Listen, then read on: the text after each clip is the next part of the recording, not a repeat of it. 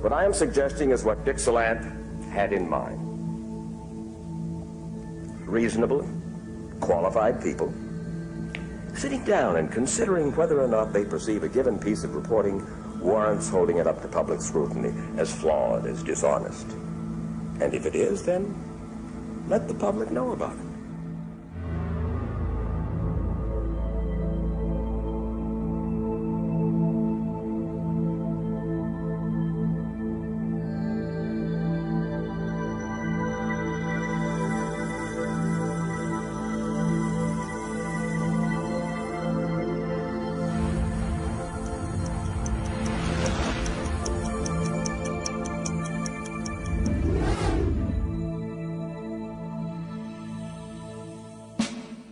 Fort Marcy Park, just outside of Washington, D.C.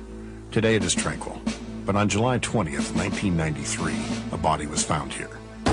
Suddenly, this roadside park was transformed into the epicenter of a volatile controversy involving the death of one of the highest law enforcement officials in the land, a man who served the President of the United States as Deputy White House Counsel. The man's name was Vincent Foster. Known for his devotion to his children, Foster made his final public appearance at the University of Arkansas Law School just 2 months prior to his death. Balance wisely your professional life and your family life. If you are fortunate to have children, your parents will warn you that your children will grow up and be gone before you know it. I can testify that it is true. God only allows us so many opportunities with our children to read a story, go fishing, play catch, say our prayers together. Try not to miss a one of them. At first, everyone close to Foster expressed shock upon hearing the news that he had committed suicide. Soon, the White House had developed its own explanation, one that characterized Foster as being deeply depressed about the Travelgate scandal and a mildly critical editorial which appeared in the Wall Street Journal. That official story, although initially balked at by one or two members of the press, was willingly accepted by all others in the media, and the case was quickly forgotten. In addition to his duties as White House counsel, Foster was also the Clintons' personal attorney and was privy to their most personal business dealings. That fact became critical when it was revealed that on the night of Foster's death, high-ranking Clinton aides illegally ransacked Foster's office. Veteran Secret Service officer Henry O'Neill testified under oath that he saw Hillary's chief of staff, Margaret Williams, removing documents from Foster's office. Foster's secretary also testified under oath that the special index to Clinton's personal business papers had disappeared from Foster's office file as well. What was Foster working on in the days before his death? What knowledge did he possess that was so worrisome to the Clintons and their associates? These questions have yet to be answered. As the rest of the national media focused its attention on the office break-in and the ensuing Whitewater scandal, seasoned New York Post investigative reporter Christopher Ruddy began detailing the innumerable inconsistencies in the Foster death. Ruddy became the first journalist to interview emergency workers and park police officers who were on the scene that night, and what he discovered was chilling indeed. I was very surprised that many of them had grave doubts or reservations about the death, and when I asked them why, one of the things they told me was that they saw very little blood at the scene. George Gonzalez, who was the lead paramedic, the first senior officer from Fairfax County to find the body, said that he had never seen a suicide like this in 13 years. As a consultant for the House Select Committee on Assassinations, Vincent Scalise has more than 40 years' experience as a homicide investigator. Most of the blood should be located at the exit wound.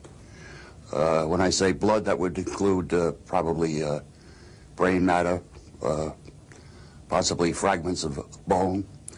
It would be located at the around the wound itself, around the vegetation, and we should expect massive pooling in a situation like this.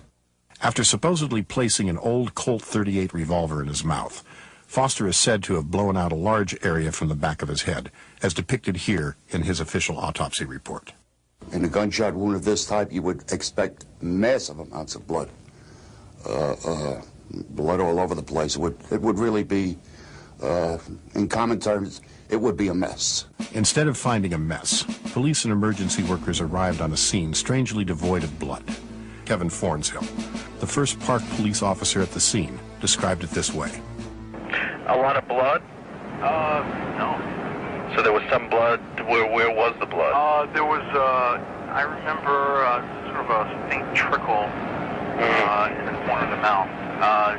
Dry and just something you might get from maybe biting your tongue into your mouth. I see. So it wasn't even running at that point? No, just a very small trace of dry blood. One of the more astounding things I learned was from Corey Ashford, the EMT worker, the emergency worker that put Foster's body into a body bag to help remove it from Fort Marcy. Corey had very close contact with the body because, according to Corey, he took his hands, put them under Foster's shoulders, under his arms, cradled Foster's head in his arms, picked the body up. Foster's about 200 pounds, so he has people helping him at the other end of the body, and placed it inside a plastic body bag. So Corey, therefore, should have a very good memory of what took place and what he saw. And I was astounded. I had a taped interview with him. He said that he didn't see any exit wound. I was the one that picked up the body. You picked up the body. Was the body already in plastic when you picked it up? No, we put it in the bag. I see. In terms of blood, was there an exit wound in the back of the head? Do you remember? To be honest with you, I did not see any blood or an exit. But a lot of people have commented that there wasn't much blood in this one. No, there was no blood. I didn't see any blood. You didn't see any? And there were no pools of blood or anything like that? No, there was no blood. You would expect to see large amounts of blood, brain tissue, possibly bone matter that would have exited from the rear of the head, because the exit wound naturally is much larger than the entrance wound. Later, Ashford was interviewed by the FBI. He didn't deny this. He even went further. He said that not only did he not see any blood, that after the task, he didn't even bother washing his hands. It's unheard of. I've never seen anything like it before. This would indicate to me that this did not take place at that location. It took place someplace else. EMT worker Corey Ashford was not alone. Of the more than 20 people on the scene that night, no one saw any blood or tissue in the area surrounding the body. Upon his return to the fire station that night, Ashford classified the death in his official report as a homicide. Likewise, EMT worker Richard Arthur told the FBI Foster could not possibly have killed himself, citing a wound in Foster's neck, which was totally inconsistent with suicide. Photographic evidence, as well as at least 3 other emergency workers testifying under oath, would eventually confirm Arthur's claims. The official suicide in the park ruling was a hoax. Ruddy's reports in the New York Post had a devastating effect. As a result, the Justice Department announced that Special Counsel Robert Fisk would be conducting a full homicide investigation into Foster's death. Ruddy had earlier gained notoriety after breaking a story exposing a fraudulent taxpayer-funded PBS documentary entitled Liberators. As confirmed by New York Magazine and the New Republic, the Liberators story had indeed been fabricated. Ruddy received high praise for his investigation, which led to the unprecedented action by PBS to withdraw the film. Especially thankful were the African-American soldiers who had been so maligned by PBS. Chris Ruddy found out that this was an absolute lie. He spoke to officers in my unit. He spoke to me. He read books. I don't know how they thought they could camouflage his lie. Purple Heart winner E.G. McConnell was one of those who had been featured in the documentary. Chris Ruddy really brought it to the attention of the public. Over 3,700,000 people saw this movie on television. Then it had a companion book telling the same lie. And Chris Ruddy, he was very persistent. He really got to the bottom. They didn't want any part of him. So I was very happy with that, because the truth has to be told. On June 30th, 1994, the Fisk report on the death of Vince Foster was issued, confirming suicide as the cause of death. The report was praised by the national media, the Justice Department, the President, and nearly every member of Congress, Republican and Democrat alike.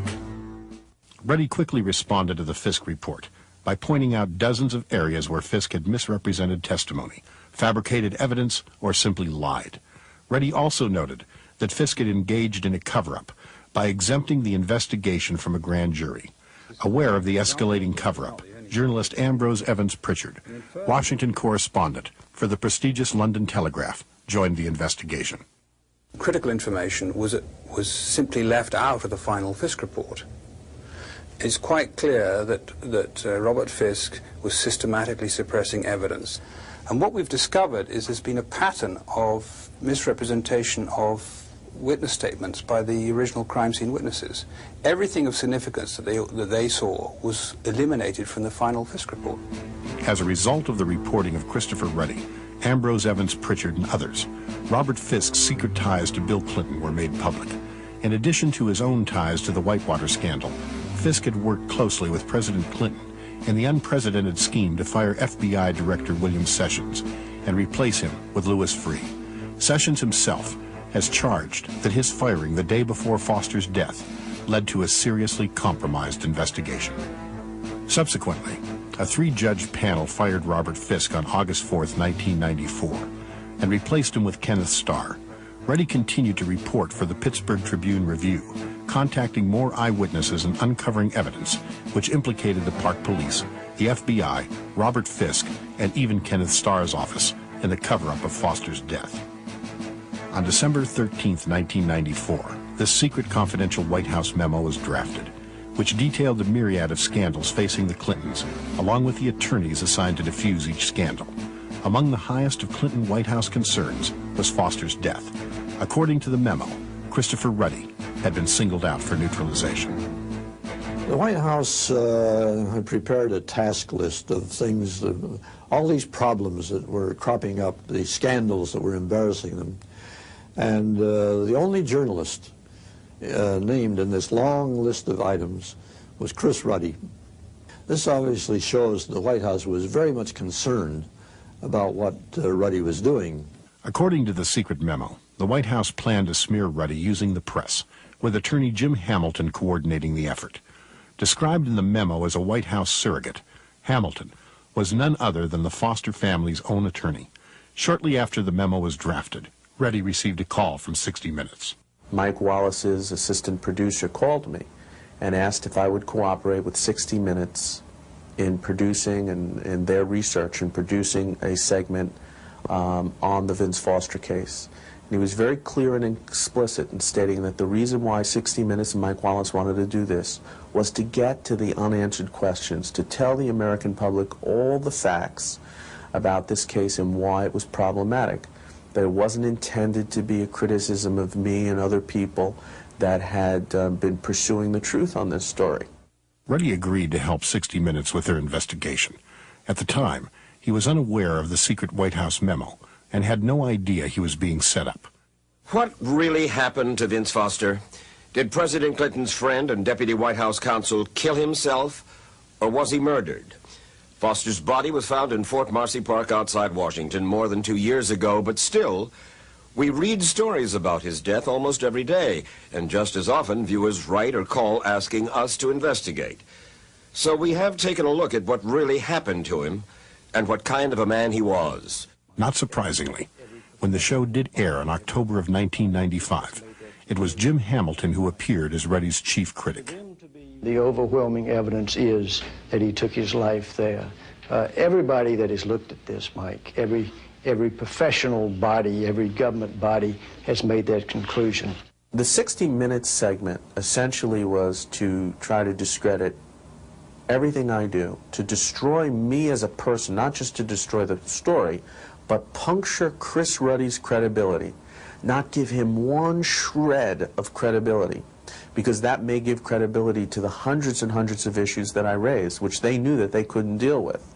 They spent more than half the time on air talking about Chris Ruddy's work and a lot less time looking at the underlying questions of what happened at Fort Marcy Park and trying to answer some of these still anomalous difficulties in that case. So I think they really missed an opportunity to get to the bottom of this and instead went after a very hard-working journalist. They went into it with the idea of showing that Foster committed suicide in the park, just like the park police and the Fisk report said. That was what they set out to do. But instead of going to Chris Ruddy to get the truth, they went at it with the point of view of trying to make him look bad, make it look as though he didn't know what he was talking about. And they do this, of course, not in the interview. They do it in the editing room. During the interview, Ruddy presented Wallace with a vast amount of documented information, none of which ever made it into the program. When the unedited transcript of the 3-hour interview was compared to the final edited version of the program, it was obvious Ruddy had been edited out of context and cut off in mid-sentence in an effort to make him appear incoherent. You've sold thousands of these things. It features, as the investigative reporter, you. Right. Did you go over the script ahead of time? I did look at the script a number of times. Do you genuinely believe that he was rolled up in a carpet and brought there? I don't have any evidence that he was rolled up in a carpet. Why? This is your tape. Mike, it's You went over it. You edited it. No. It's the height of unfairness for a powerful organization like CBS to use its resources to do a hatchet job in this way on the one journalist who's out there in the field putting his career on the line trying to investigate this. They barely let me speak at all. Most of the times Wallace was interrupting me or they wouldn't let me finish a sentence. If they had allowed me to complete a full sentence, and I do happen to speak in full sentences, that would have been very, very dangerous for them. You can take tiny segments, only a couple of seconds long, of a short question and a short answer, and put that out of context into the segment, and again make the interviewee look extremely bad. That is exactly what was done with Chris Ruddy on 60 Minutes. Mike Wallace hosted this thing. I watched his program. I recorded it. And I became angrier and angrier. But then again, I said to myself, Chris is my friend. I know this is a shameful thing to be humiliated like that on TV, but eventually the truth will rise up above and we'll all know, everyone will know what's going on. I think the proof of the pudding in regard to Chris Ruddy was that very shortly after the 60 Minutes piece aired, Chris Ruddy was on Accuracy in Media's television program, The Other Side of the Story. Now that was live, and in that piece, Chris was extremely sharp. It was obvious that he knew the Vince Foster case inside out. In fact, George Gonzalez, see, what did he say? Well, George Gonzalez, the lead paramedic, had never seen so little blood for a gunshot wound. Corey Ashford saw no blood, didn't use gloves, didn't wash his hands after the incident. Arthur had the same conclusion, there was little blood. Mike Wallace kept on saying, well, there's been all of these different investigations, FBI Fisk and Congressman Klinger. What he didn't want to tell his viewers was this, that the day before Foster died, William Sessions, the head of the FBI, was fired. Foster was found dead the next day. Sessions, in a statement to me, charged that this led to a, quote, compromised investigation, unquote, into Foster's death. Mike asked me to fax Sessions' statement to him. I did it. He didn't want you to know that because if the original investigation was compromised, we know the park police, who have no experience really in dealing high-level homicide cases, if the original one was compromised, all the rest of them are in doubt. It was very, very impressive the way that he came off on camera, but that wasn't taped and then edited by producers. So all in all, the 60 Minutes piece, really, the long and short of it is, it was a hatchet job.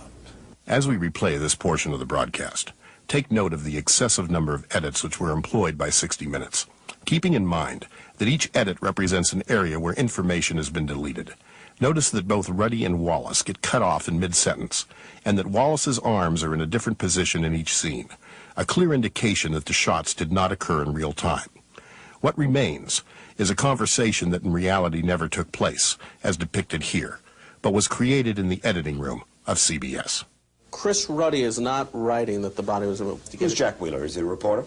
He's a columnist for the Strategic Investment newsletter. What's his specialty?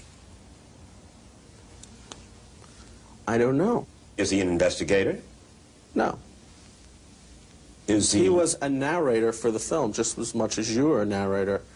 You know, maybe he doesn't know as much about the case as I do or as you do, that he was just reading a script. You've sold thousands of these things. It features, Well, as the I'm investigative part reporter, you. Right. Did you go over the script ahead of time? I did look at the script a number of times. Do you genuinely believe that he was rolled up in a carpet and brought there? I don't have any evidence that he was rolled up in a then carpet. why? This is your tape. Mike, you went over it. You edited it. No. This is why so many people who are knowledgeable about the 60 Minutes techniques refuse to go on and do interviews with him. Offered to go on, we'll do it live, but we're not going to let you edit the film in a way that will distort what we have to say. And that is precisely what they did in this case.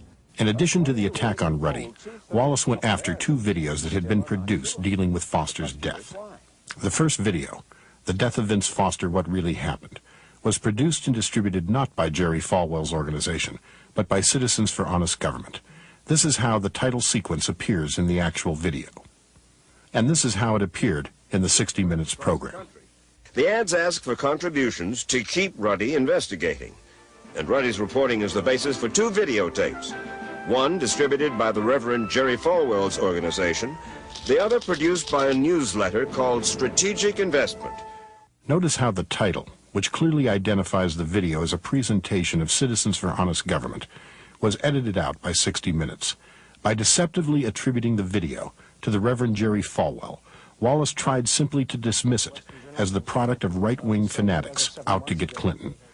And you believe that it's simply a cynical attempt to go after Bill Clinton? To show the administration in the least favorable light. The same holds true for the second video, produced by James Davidson of Strategic Investment, one of the country's most respected financial newsletters.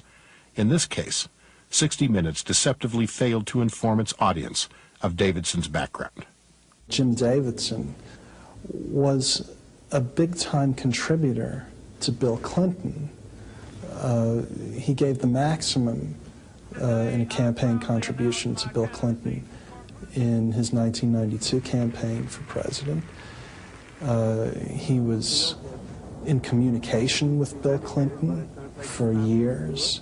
It's very difficult to believe that Jim Davidson is somebody who was out to get Bill Clinton. Even though 60 Minutes knew, Strategic's distributor, the Western Journalism Center, sold only 1,000 videos and had made $30,000. The program falsely reported they had earned $500,000. The Western Journalism Center says, as of several months ago, that they had made about $500,000 off their endeavors dealing with the Foster death. When 60 Minutes repeated this segment in the summer of 1996, this outright lie had been quietly edited out. Yet Wallace failed to tell his audience why. They implied very strongly that the reason that we were pursuing this case and trying to develop a public concern about it was that this was all a money-grubbing activity and that we'd made vast amounts of money allegedly selling a video on the point. And I publicly suggested that we would be glad to pay Mike Wallace twice the amount of money that all these millions that we allegedly made if he would come on a public stage and debate the facts, which of course he refused to do. The Strategic Investment video detailed Ruddy's reporting and also included a statement based on a story which first appeared in the Boston Globe that Vincent Foster was left-handed. When Strategic Investment learned of the Globe's error, they quickly corrected it. Although Wallace was well aware of the fact that it was the Boston Globe who had made the mistake, he deceptively tried to pin it on Ruddy. The report that Foster was left-handed, which was a reasonable thing for us to pick up on because it appeared in the Boston Globe based upon an interview with the Park Police.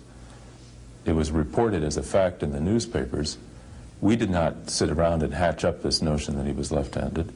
60 Minutes, so it was so desperate to attack my reporting and to attack the credibility of these videos that were out there, they pinned someone else's mistake on us. Here's another mistake. Why the left-handed Mr. Foster was found clutching the .38 caliber Colt in his right hand. No mystery. The fact is that Foster was right-handed, not left-handed. Ruddy acknowledged that error and later tried to distance himself from the tape, but the fact remains that he edited the script. I said to Mike Wallace during the interview, whatever you put on the air, you put on the air, but I ask you to just put on some very simple facts, and it'll only take 30 seconds. Tell the American people that the gun in his hand was not owned by Foster, that it was found in his hand with none of his fingerprints on it, that the gun was found in his hand and it appeared visibly clean. Nobody saw any blood on it, even though it was shot in his mouth in close contact to his skin. Highly unusual, should have been blood all over it.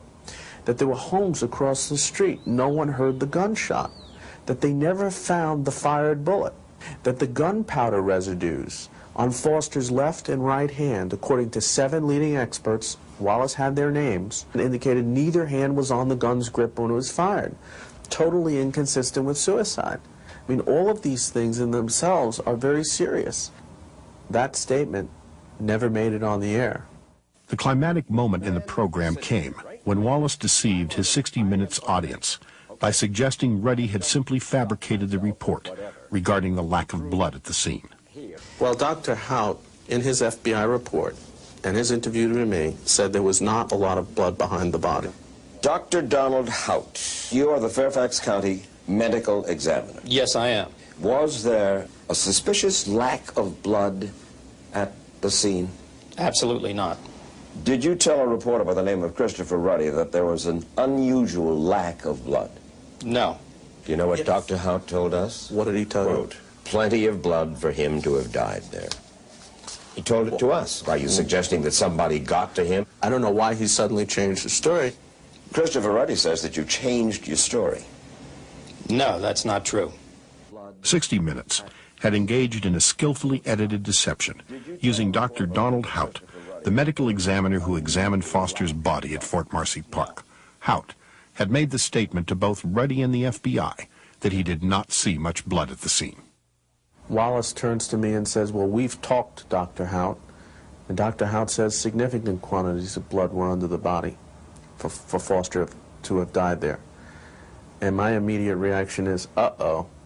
You know, the typical Mike Wallace 60 Minutes ambush journalism, here it is.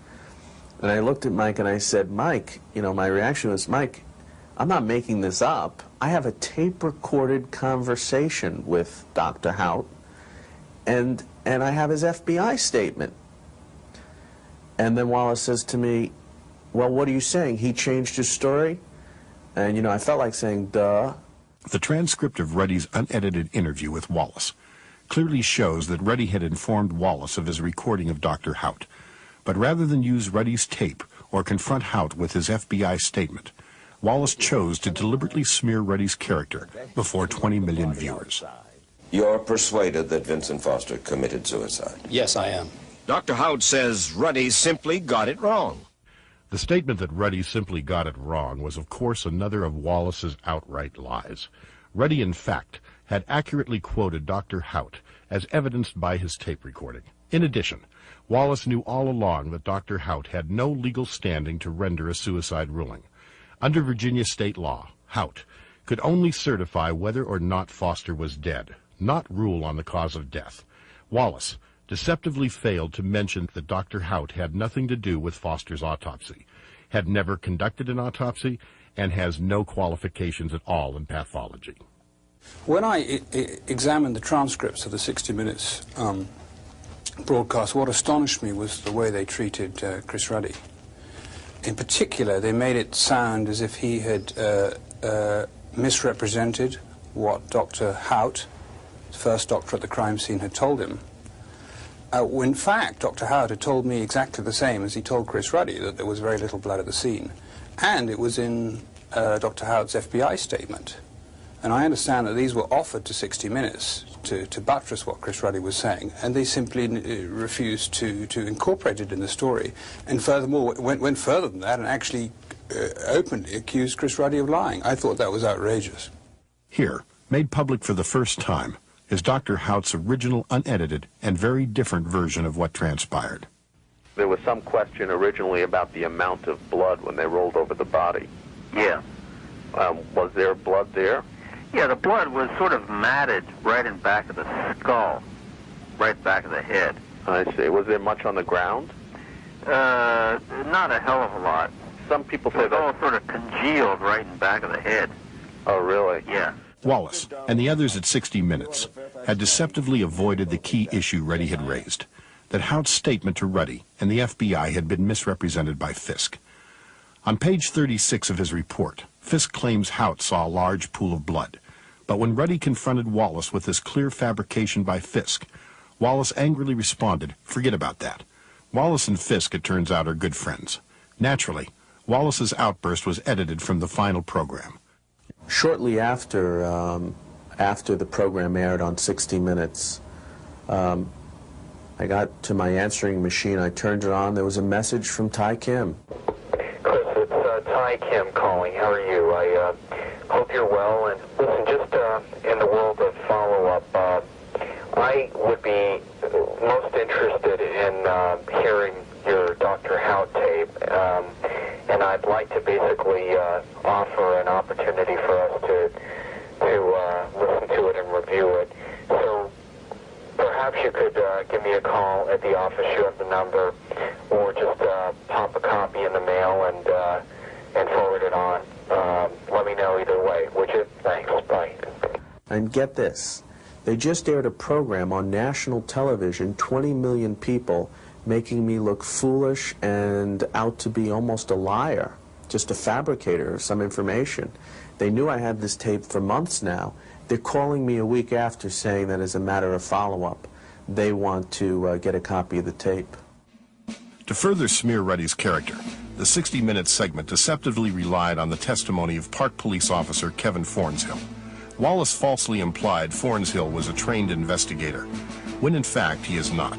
Fornshill had never seen a suicide by gunshot before.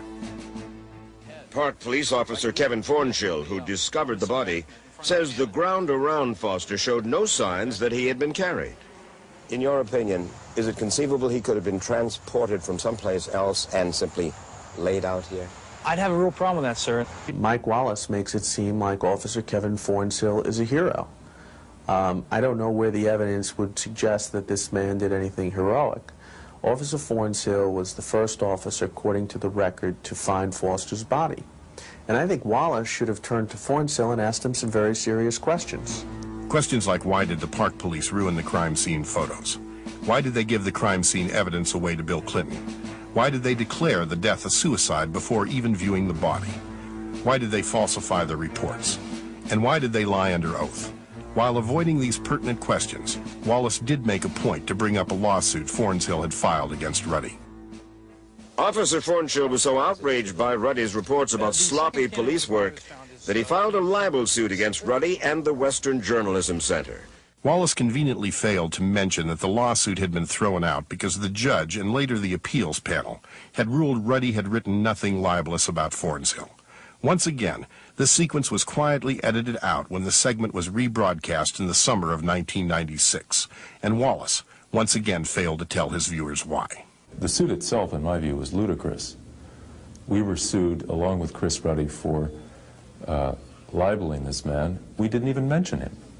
Now, how can you, if we'd set out to libel the guy, we certainly did a lousy job of it by not even bothering to mention the guy we were supposed to be libeling.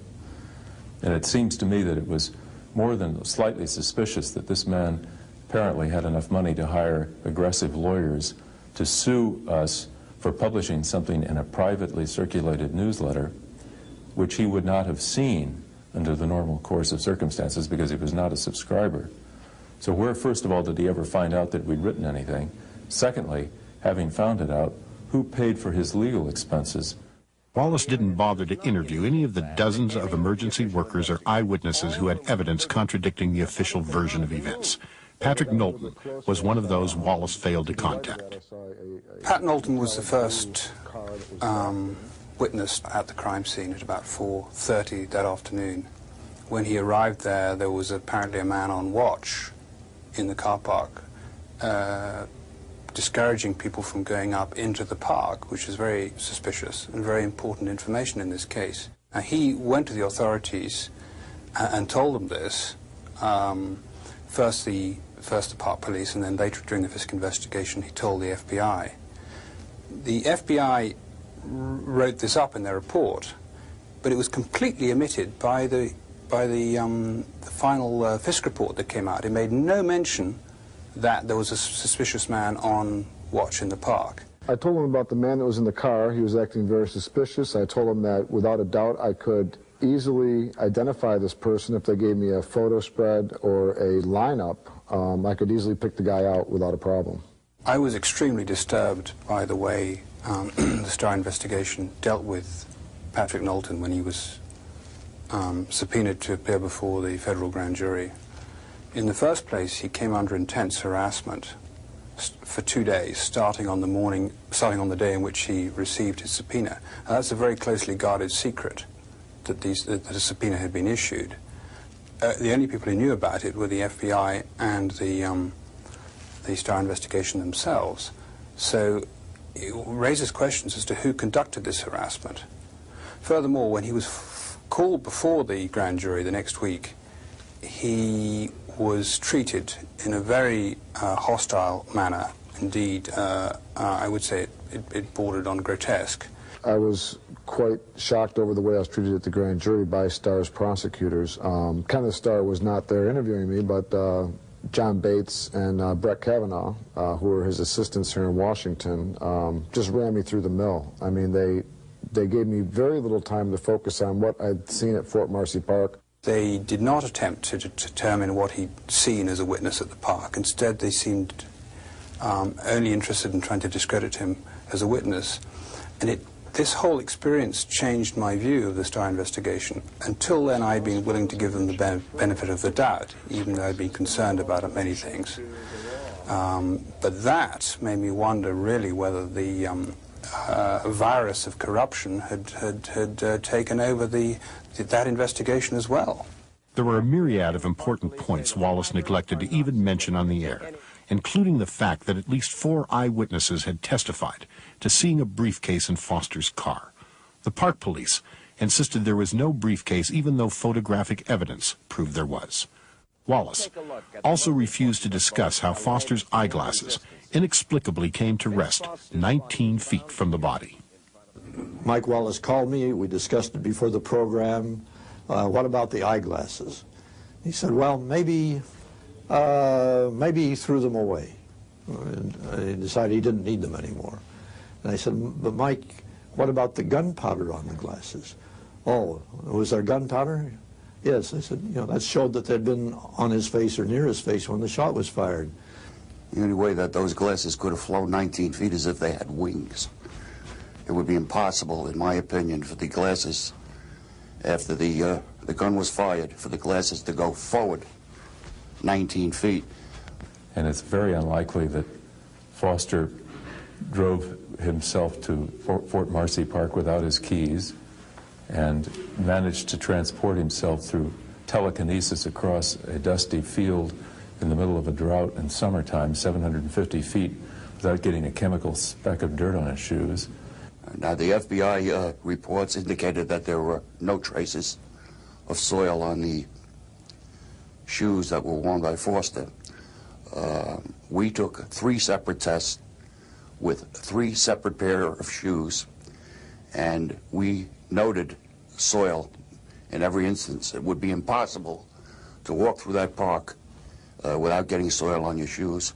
As a matter of fact, you could see it visibly, and the FBI went through the trouble to say that microscopically they could find no traces.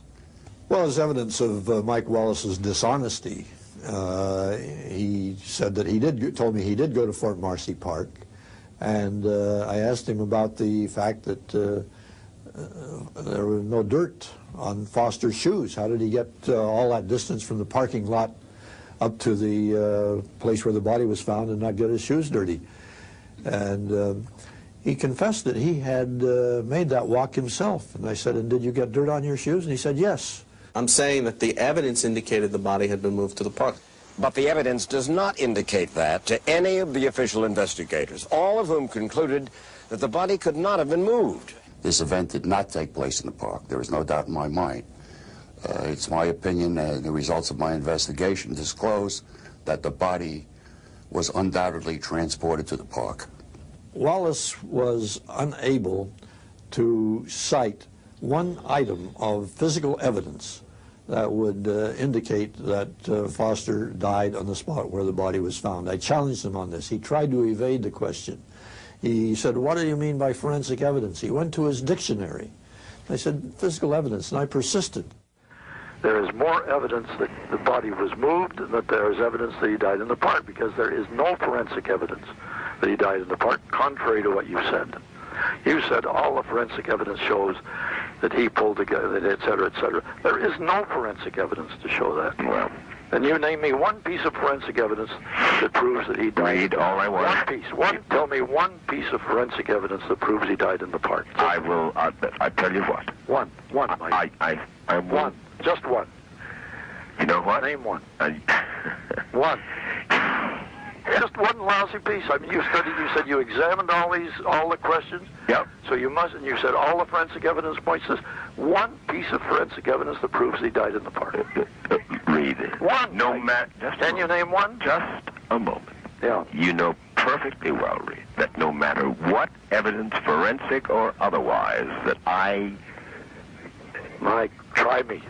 Name me one. All right. I'll tell you what I'll do. I won't do it on the telephone. I'll put it on paper. I'm still waiting to hear from Mike Wallace in writing. Wallace also deceptively claimed the reason all of Foster's clothes were covered with carpet fibers is because the park police placed them in the same evidence bag which resulted in cross-contamination.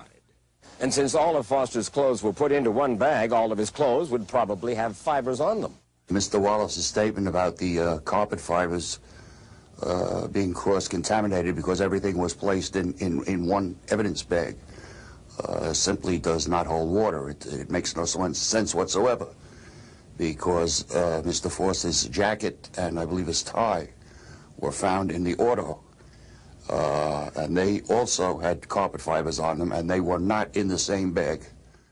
In addition, Wallace failed to tell his audience that the so-called suicide note, found without fingerprints and torn in the bottom of Foster's briefcase, had been ruled an obvious forgery by leading handwriting experts. If we compare the formation of the cursive capital I here on the question document to the formation of the capital I here on the known document authored by Mr. Foster, we can plainly see it is not the same. It's an entirely different letter formation. Reginald Alton of Oxford University in England believes the forger had a difficult time imitating Foster's graceful style. When Foster writes Clinton's, the IN is an elegant double swag. When the forger writes Clinton's, we find the strokes are not easy and elegant and not really on form at all. I have never seen a situation where a note or a piece of paper could be ripped up into 27 or 28 pieces, leaving no traces whatsoever of fingerprints, unless, obviously, a person wore gloves or took precautions not to leave fingerprints. There were no fingerprints on the note. And we're to believe, I suppose, that Foster sat down in July, put on gloves to write a suicide note, and then ripped the thing into 28 bits and kept one of them, which would have had his signature, we presume. And the fact that the American people can absorb this nonsense is dangerous. We're becoming more nonsensical by the moment as we put up with this cover-up and the crime that it's designed to hide. Wallace also refused to disclose the discrepancies regarding exactly when the White House was notified of the death. Well, I've believed for a long time that the White House got an early tip-off about the death. The official time of notification was 8:30. I think there's a lot of evidence to suggest they knew probably by 7 o'clock. In which case, why did they falsify the documents? There must have been some purpose behind this. What did they do with that window of time? Did they in fact search Foster's office during that period? Rather than investigate these matters for themselves, 60 Minutes relied on the statements of Republican Congressman William Clinger, falsely implying that Clinger had conducted a thorough homicide probe with a full committee. Congressman Bill Clinger, the Republican leader on the Government Oversight Committee, launched his own investigation into Vince Foster's death. After several months, Clinger and his Oversight Committee staff concluded that Vince Foster had indeed killed himself. You're satisfied that Vincent Foster killed himself? I am, and I really feel that I perhaps have had exposure to more of the information involving that death than any other member of Congress. Congressman Clinger, who's the chairman of the Government Reorganization Committee in the House, told 60 Minutes that he knows more about this subject than any member of Congress. And although I have high regard for Representative Clinger, he never interviewed the confidential witness, although he had an opportunity to do so, and he never read his sworn deposition, which was verified. Mike Wallace went into great detail during this interview about how the gun was found in Foster's right hand. He said that critics of the investigation incorrectly stated that Foster was left-handed. Well, that misses the point entirely. When the confidential witness discovered the body, he looked very carefully. He was within 18 inches of Mr. Foster's face. He looked very carefully, and he saw no gun in either hand. They went to authorities. They went to William Clinger. He was very important, Congressman Clinger. Why? Because he's a Republican. So he signed on to the Fisk report, and he became Mike Wallace's authority as being the person who validated the report and proved that Ruddy, who had done the investigative work, must be wrong. A very dishonest production, but reasonably typical of a lot of the work 60 Minutes does. The pictures that you saw of his body, did they tell you anything? Most critical picture, again, for me, is the indentation on his thumb, because this particular weapon recoils in a way that puts an indentation in your thumb. Now, it would be almost impossible to recreate that. You would not get a mark on the thumb simply from pulling the trigger. That's not going to leave a mark on the thumb. What might leave a mark on the thumb would be the fact that the gun had laid in that position and in that area on the thumb for a certain amount of time, which might cause some sort of a mark or an indentation. But certainly, simply not from pulling the trigger. I've never seen anything like that.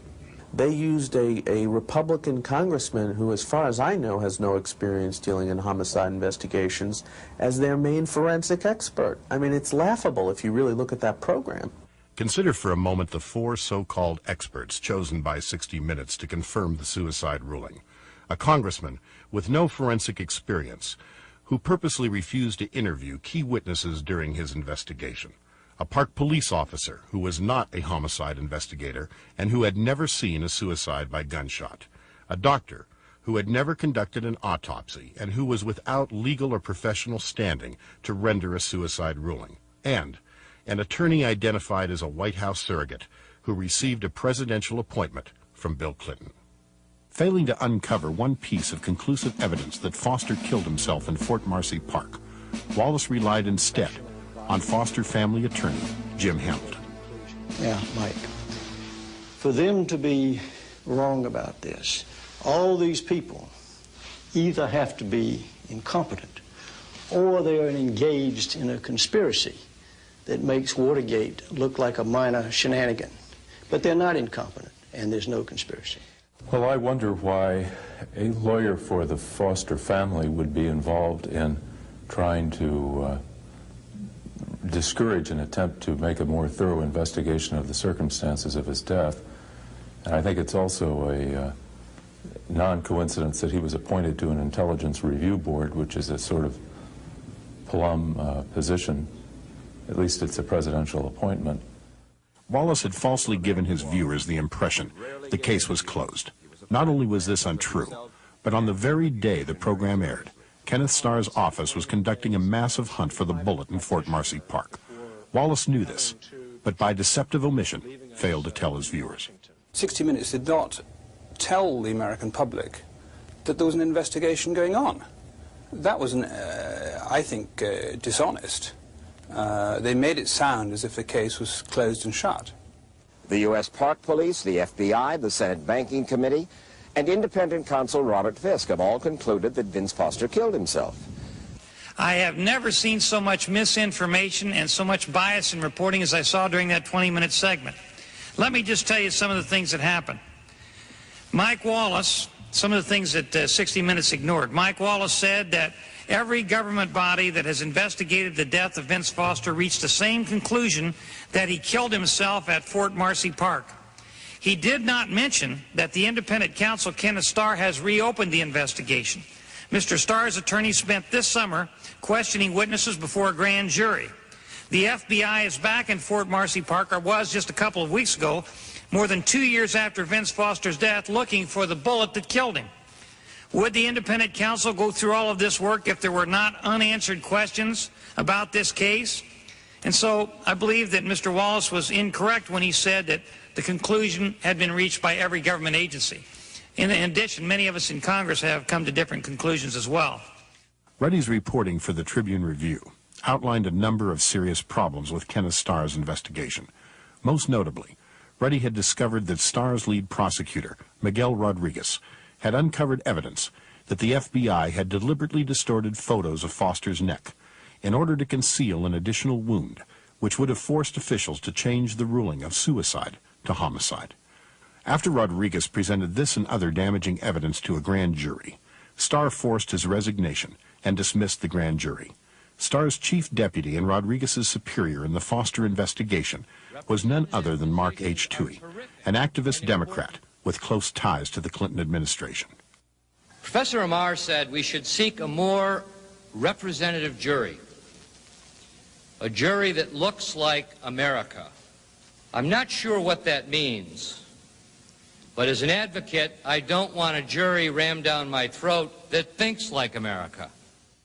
Toohey sought to close down the Foster inquiry and was later allowed by Starr to join the firm representing Hillary's former Rose Law Firm before Starr's very own office. Starr then brought in Dr. Henry Lee, O.J. Simpson's chief defense expert, to close down the Foster case.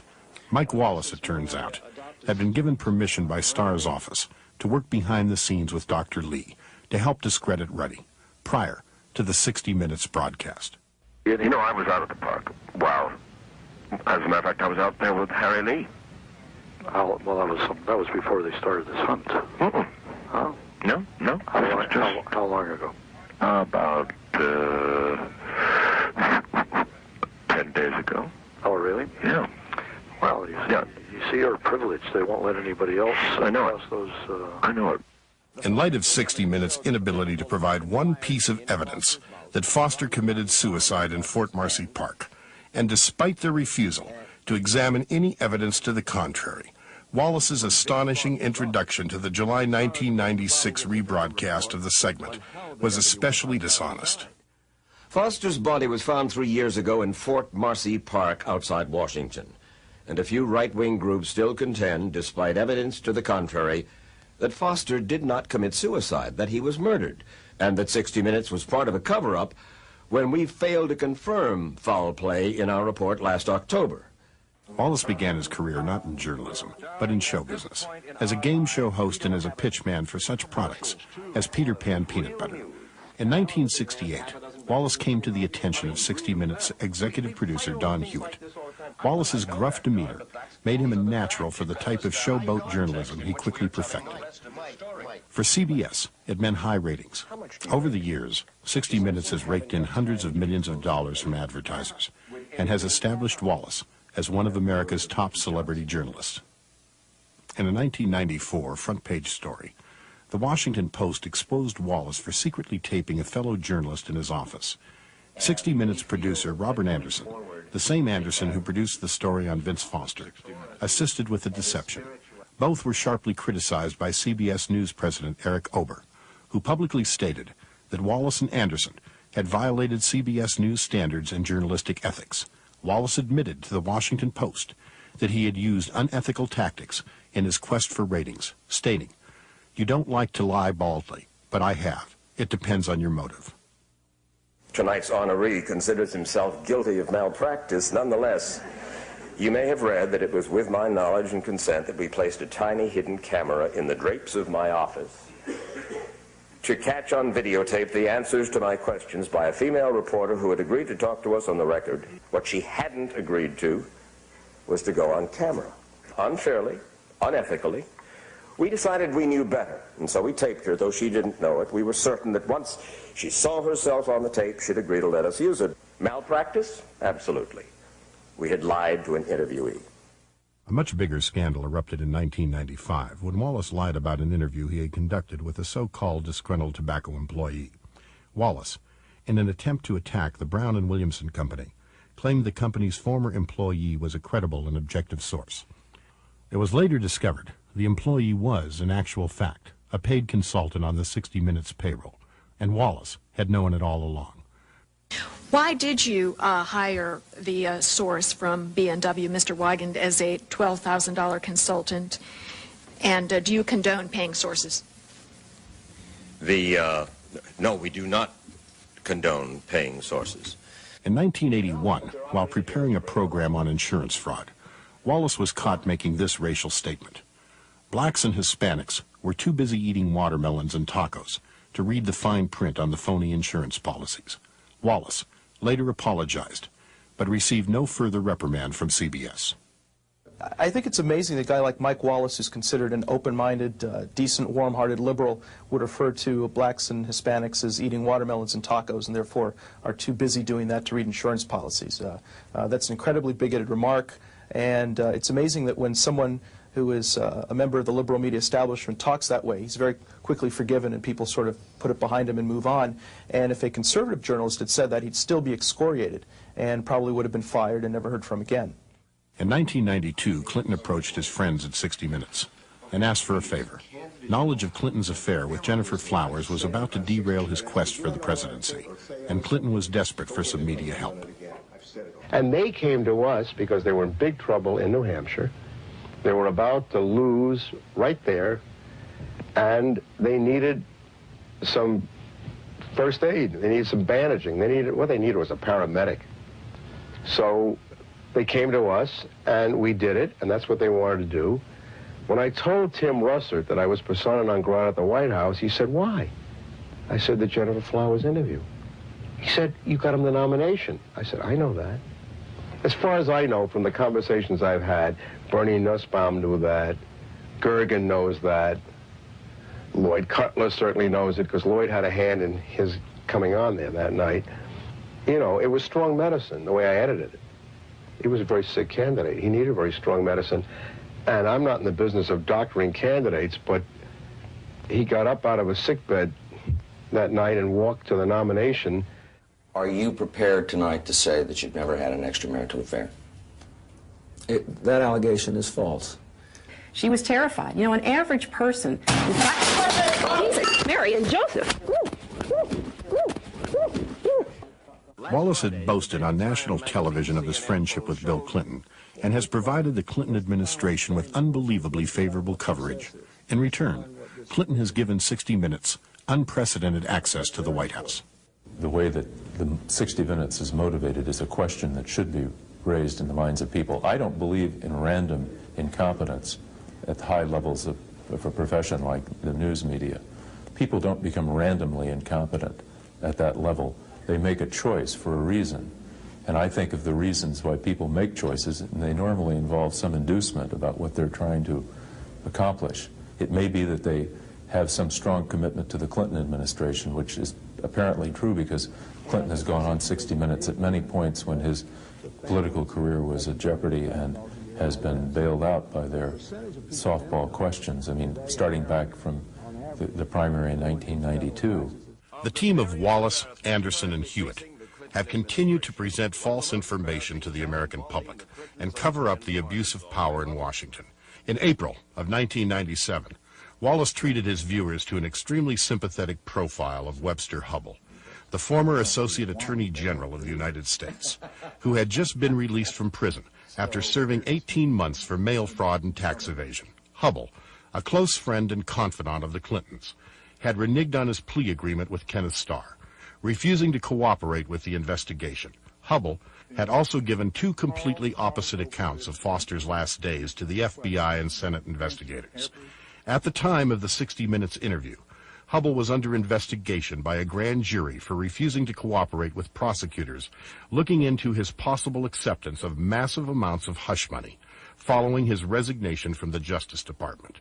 Compare Wallace's unreasonably harsh treatment of Ruddy, a dedicated journalist working on behalf of the American people, with his delicate treatment of Hubble, a convicted federal felon who had betrayed his country's trust. How bad was it in prison? It was tough. It was real tough. It was, you know, it wasn't torture, but there were times that it was very, very difficult. Times you were scared. And that first night, you were scared? Yeah. In a recent Playboy interview, Wallace admitted that for years he had sexually harassed his female co-workers at CBS. In the same interview, Wallace admitted to using illegal drugs, even with his own daughter and her friends. Wallace's casual attitude towards illegal drugs may have influenced his own decision to downplay drug charges involving President Clinton and his closest associates.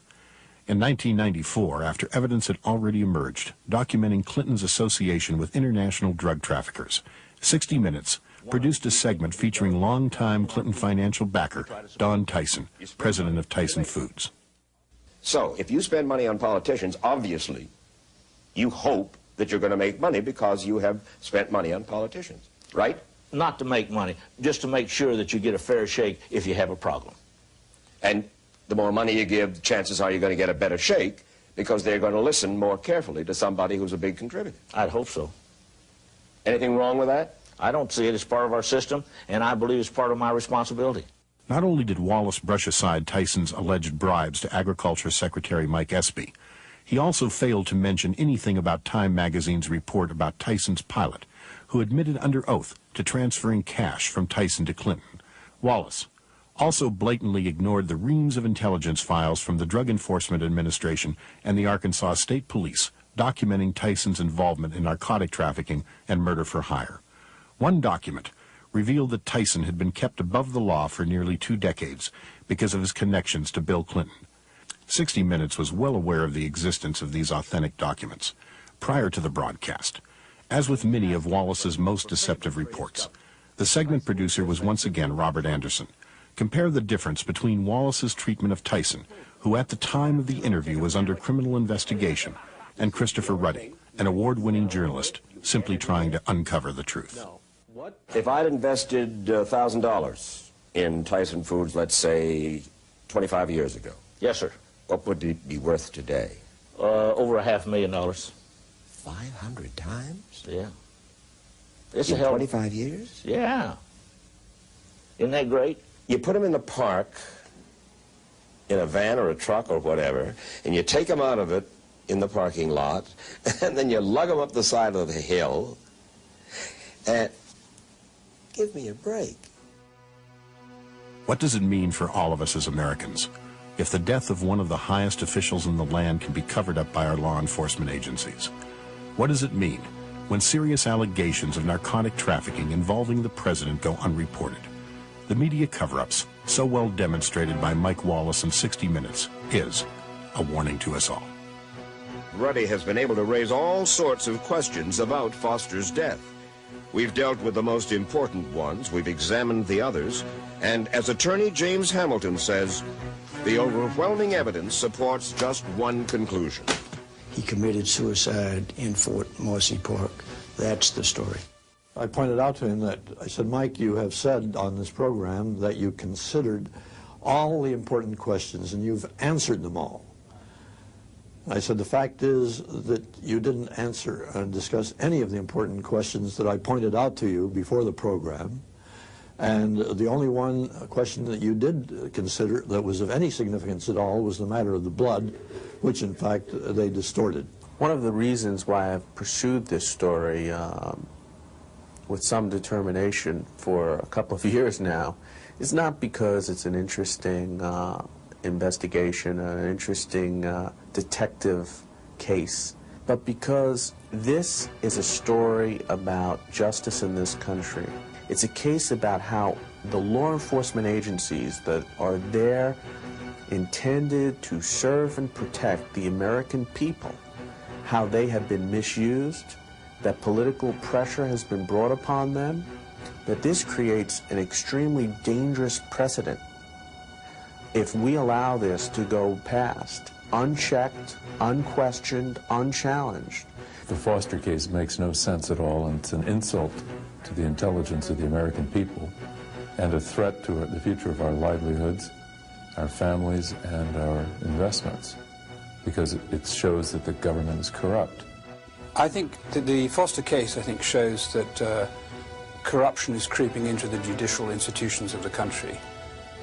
Clearly, the FBI and the Justice Department both engaged in a cover-up in this case. You had a special prosecutor appointed to investigate it who endorsed the cover-up. And I think that has to be nipped in the bud. If this sort of thing is allowed to occur with a senior White House aide, it's the beginning of a slippery slope. The 60 Minutes part of the Foster story, I think, is even more threatening in some ways to the future of the country, because here you have one of the most respected, or once was, one of the most respected authoritative news programs. You have one of the most respected journalists in the country, Mike Wallace, putting his name, his imprimatur to this story and to closing it, when they know full well that there's many, many problems which they did not address. So this is an extremely critical case, I believe, for the future, to determine what type of country we want to be. Do we want to be another Mexico, or what used to be found in Eastern Europe, where unusual deaths were not questioned, that people knew that they should just look the other way and not ask about them? I don't think so. I don't think the American people, they want full answers.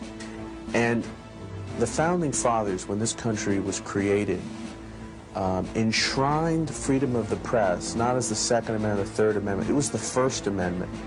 And I think it's evident why it was the First Amendment. Because it's very hard to have a free country if you don't have a free press. We do connect with the audience out there.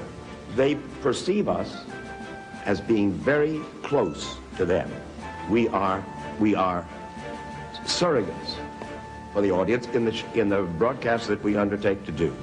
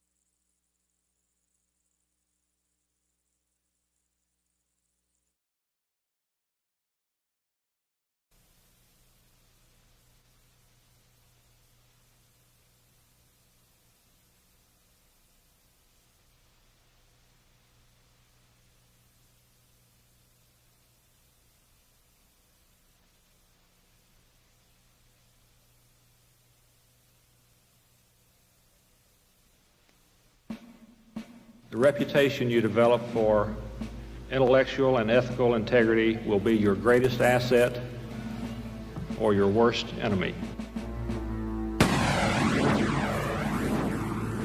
It was July 20th, 1993, 6 months to the day after Bill Clinton assumed the office of President of the United States. Deputy White House counsel Vincent Foster Jr. was found dead at 6 p.m. in Fort Marcy Park, just outside of Washington, D.C. Before Foster's body had even cooled, the national media had already pronounced suicide as the cause of death. Clinton himself confirmed the media's ruling, ignoring the fact that investigations were still in preliminary stages and therefore inconclusive. It would be another 6 months before anyone in the mainstream media would seriously begin investigating for themselves the circumstances surrounding Foster's death. Bill Clinton and Vince Foster were childhood friends who grew up together in Arkansas. Young Foster excelled in everything he did, becoming a star athlete and senior class president, graduating first in his class at Arkansas Law School, and receiving the highest marks on his state bar exams for the year. He became a senior partner at the powerful Rose Law Firm in Little Rock, where he practiced alongside Hillary Clinton and Webb Hubbell. Despite objections from his wife, Lisa, Foster accepted Clinton's request to become deputy White House counsel and followed his lifelong friend to Washington. The American people might have shown more interest in Foster's death had they realized one thing. He was the highest-ranking federal official to die under questionable circumstances since John F. Kennedy.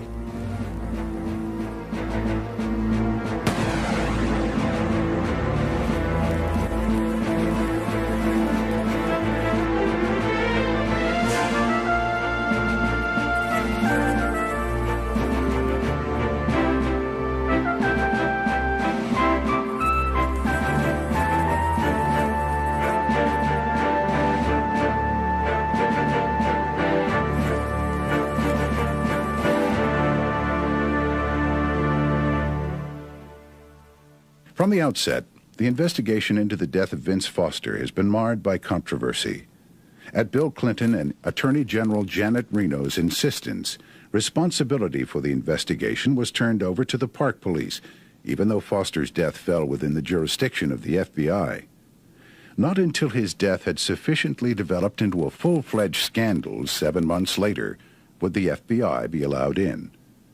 The results of the FBI's investigation, along with the findings of the Park Police and coroner, were incorporated into a report issued by Special Counsel Robert Fisk. The report, released June 30th, 1994, confirmed suicide as the cause of death. However, a careful examination of key pieces of evidence taken directly from the report itself indicate a number of alarming contradictions inconsistent with the report's own conclusion that Foster took his life.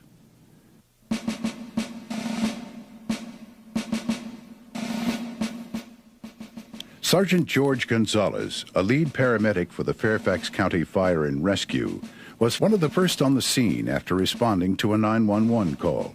Gonzalez, a 13-year veteran, had previously examined a number of suicide victims with gunshot wounds to the head. He was shocked by the obvious lack of blood at the scene, stating, "Usually a suicide by gunshot is a mess." His observations were confirmed by many others who were present, including members of the Park Police. Christopher Ruddy, who at the time was a reporter for the New York Post, had discovered that most of those on the scene that night had never been interviewed, an oversight which he quickly began to correct. In January of 1994, I went down and met with some of the emergency workers and police that were at the scene that night. And I found out that many of them were surprised about the body and the condition of Mr. Foster's body when they found it. For example, the lead paramedic who was at the scene that night noted that he had never seen a suicide like this, gunshot wound to the head, with so little blood. Gene Wheaton, retired U.S. Special Agent with the Army's Criminal Investigation Division, has more than 35 years' experience as a homicide investigator. He spent several weeks in Washington investigating the Foster case. I was hired to specifically go to Washington and make some inquiries into the circumstances surrounding the death of White House legal counsel Vincent Foster. It is my professional opinion, and I've been a homicide investigator for 35 or 40 years, that the events surrounding the death were treated in such a cavalier and bizarre manner that it had to have been a cover-up. I have never in my career seen a gunshot wound into the mouth by a suicide that didn't have a tremendous amount of blowback of blood, brains, and tissue, both in the out of the mouth and the nose, the ears, and the back of the skull at the exit wound. It's a very sloppy, gory sight to see. And when a person fires a .38 caliber revolver, which the alleged weapon was, or higher caliber than that, there's a tremendous amount of gases that have no place to go inside the skull cavity, and it just blows everything out. For them to say that there was a very minor amount of blood at the scene, which is what's in the official reports, I find it hard to believe. it doesn't make any professional sense. The Fisk report attempts to explain away the lack of blood by stating that the bullet contused the left side of the brainstem, causing instantaneous complete incapacitation, including the immediate stopping of the heart and blood flow. Noted California pathologist and gunshot wound expert Dr. Richard Mason disagrees, stating, "Certainly you can have heart activity for a minute or two following brainstem impairment." Page 52 of the Fisk report states, "Foster's body was positioned on a steep slope with his head near the top of the berm and his legs extended down the hill. As a result, when his heart stopped beating, gravity permitted the settling of blood into the lower portions of his body rather than out of the wound in his head." This statement contradicts an earlier statement on page 36 where Fisk writes, "At approximately 7:40 p.m., Dr. Donald Hout, the Fairfax County medical examiner, arrived at the scene to examine the body. At that point, Foster's body was rolled over, and those present observed a large pool of blood located on the ground where Foster's head had been. Dr. Hout, who was never interviewed by Fisk, vehemently denies seeing a large pool of blood on the ground." EMS technician Corey Ashford, who placed Foster's remains into a body bag, re-emphasized the lack of blood by stating he couldn't even see an exit wound. This statement led to initial reports that there was no exit wound. The person that put Foster's body in a body bag later that night, an EMS worker, said that he didn't even have to use rubber gloves. He didn't remember even seeing an exit wound out of the back of Foster's head, and he didn't even have to wash his hands after doing this task. This important testimony, which further reinforced the lack of blood at the scene, was omitted from the report.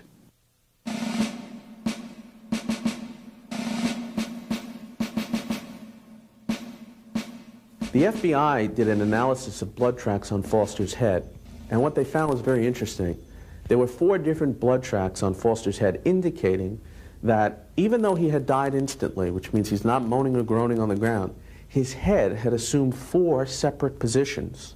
The park police said they realized that this was a problem, but they just ignored it. They didn't deal with it. They didn't mention it in their report. They told me that they realized it was a problem, but they never discussed it. The Fisk, the pathologists, on the other hand, they recognized that this was a problem that had to be addressed. So they addressed it by saying that we conclude that one of the early observers on the scene moved the head. Now, they didn't say they had any evidence of that. They just said we conclude that because the head had been moved, and how else could it have been moved? I mean, some of the paramedic or somebody, when he checked the pulse, he probably straightened out the head. Well, the paramedic denies that he did that.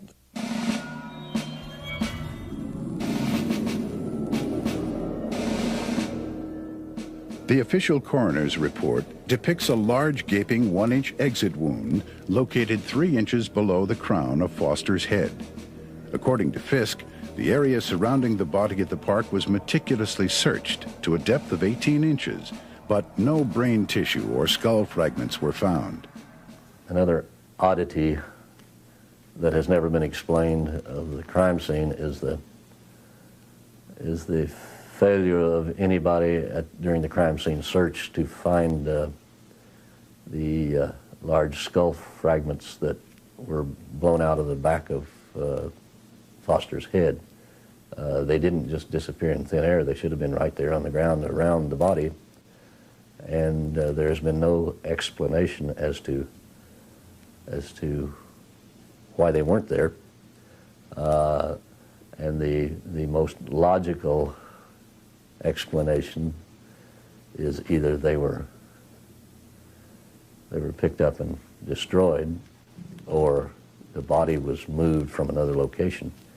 Analysis of this lack of crucial evidence was again omitted by Fisk, apparently because it did not support his conclusion of the suicide occurring in the park.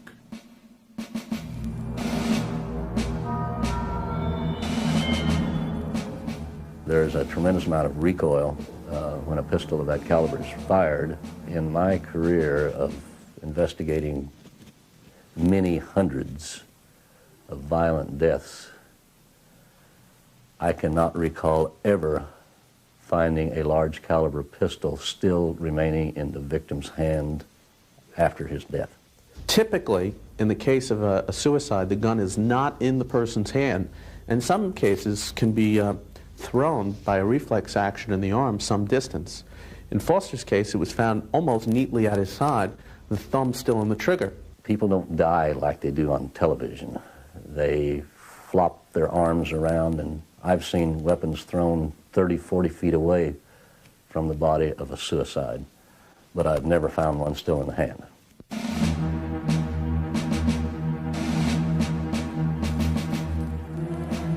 An FBI analysis found none of Foster's fingerprints on the gun, despite the fact the gun was found in Foster's hand. Page 46 of the Fisk report attempts to explain this contradiction by suggesting that latent prints can be destroyed by certain elements, such as heat. However, the FBI did make one extraordinary discovery. One latent fingerprint was visible on the underside of the right pistol grip, approximately 2 inches from the base of the grip. This print did not belong to Foster. No attempt was made to determine the identity of the person whose print was found on the gun's hand grip.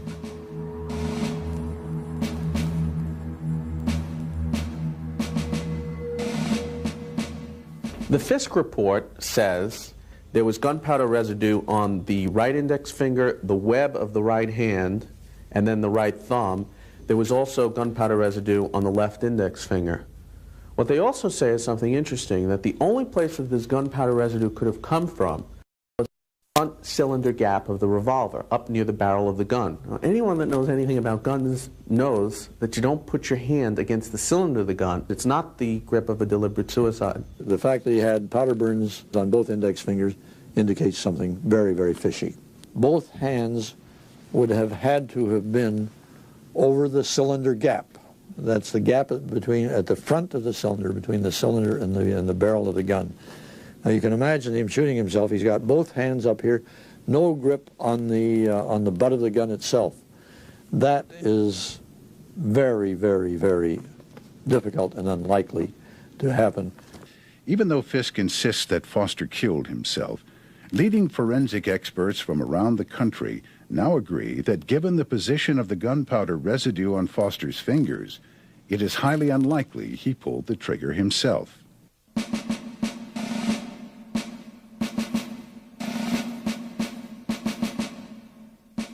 Gunpowder was found on Foster's clothing, which did not match the gun found in his hand. Fisk speculated that gunpowder of a different type was accidentally blown onto Foster's clothing by an exhaust fan in the Park Police Laboratory. However, once again, Fisk was not able to support this theory with any evidence.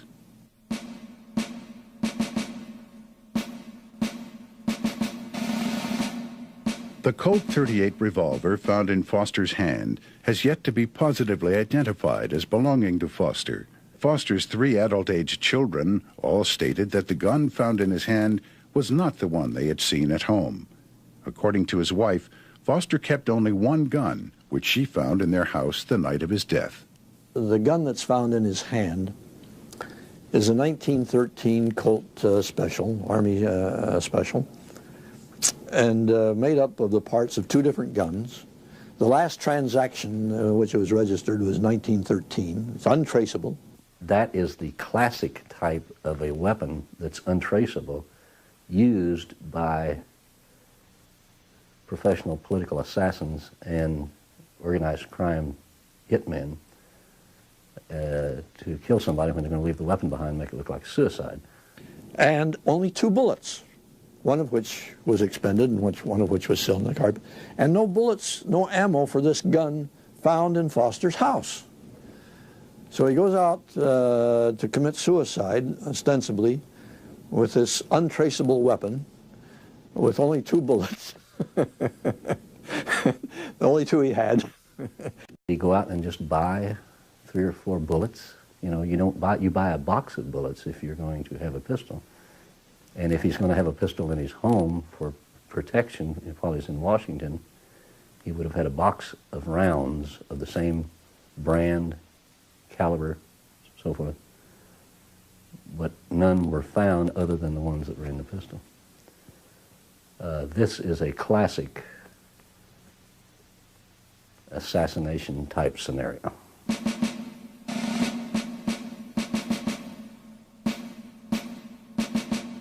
One of the most crucial pieces of crime scene evidence, the fatal bullet, has yet to be found. A thorough FBI search of the area, which even uncovered artifacts dating back to the Civil War, yielded over 70 pieces of metal, including 12 modern-day bullets.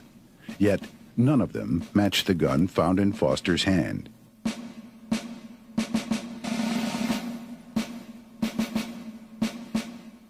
No gunshot was reported by anyone in the area.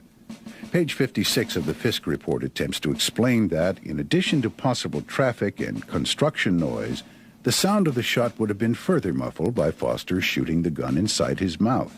That is an illogical statement, because most of the explosive noise of a revolver of that caliber going off is expended around the cylinder and the strap of the weapon where the bullet is discharged. There should have been a loud report. Against standard police procedure, not one resident living nearby was ever contacted during the investigation to find out if a gunshot was heard.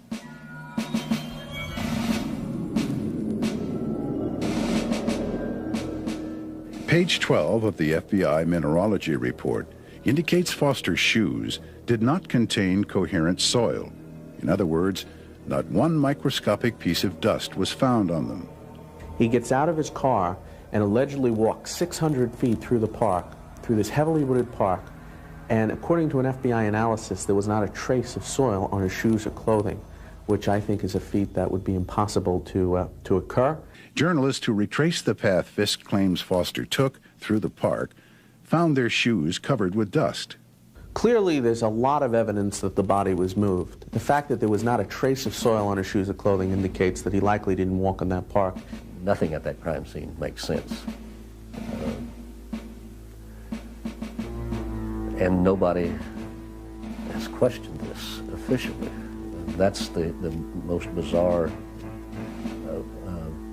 factor in this whole case.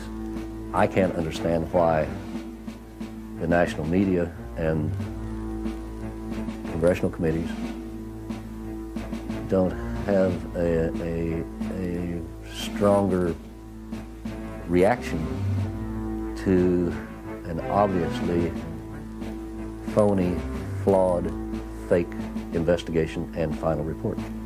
Each time the Fisk investigators came across one of these unusual occurrences, it was just dismissed out of hand or given the most tenuous of explanations.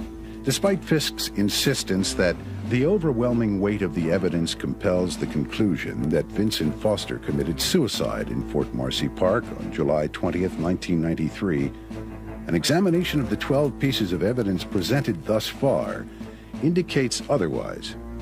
6 pieces of evidence indicate that Foster more than likely did not die in the park and was moved to that location. 3 pieces of evidence indicate that Foster more than likely did not fire the gun himself, while 3 pieces of evidence indicate the death was staged to appear to be a suicide. If you take the entire scenario of Vince Foster's death and you take each portion of it and put it together, there are so many circumstantial things. There's a preponderance of circumstantial evidence indicating he did not commit suicide. In addition, the FBI found other key pieces of evidence on Foster's clothing, including his underwear, consisting of multicolored carpet fibers, semen, and long blonde hair. The FBI did a suction analysis of Foster's clothing and underwear. They found carpet fibers of various colors all over this man's very expensive clothing. Now, Fort Marcy isn't carpeted, and I don't think a man like Vincent Foster rolls on carpets in the middle of the afternoon. Was there a carpet in contact with his body before he died? It's a question, or was the carpet somehow involved in the movement of the body? These are questions that should have been asked.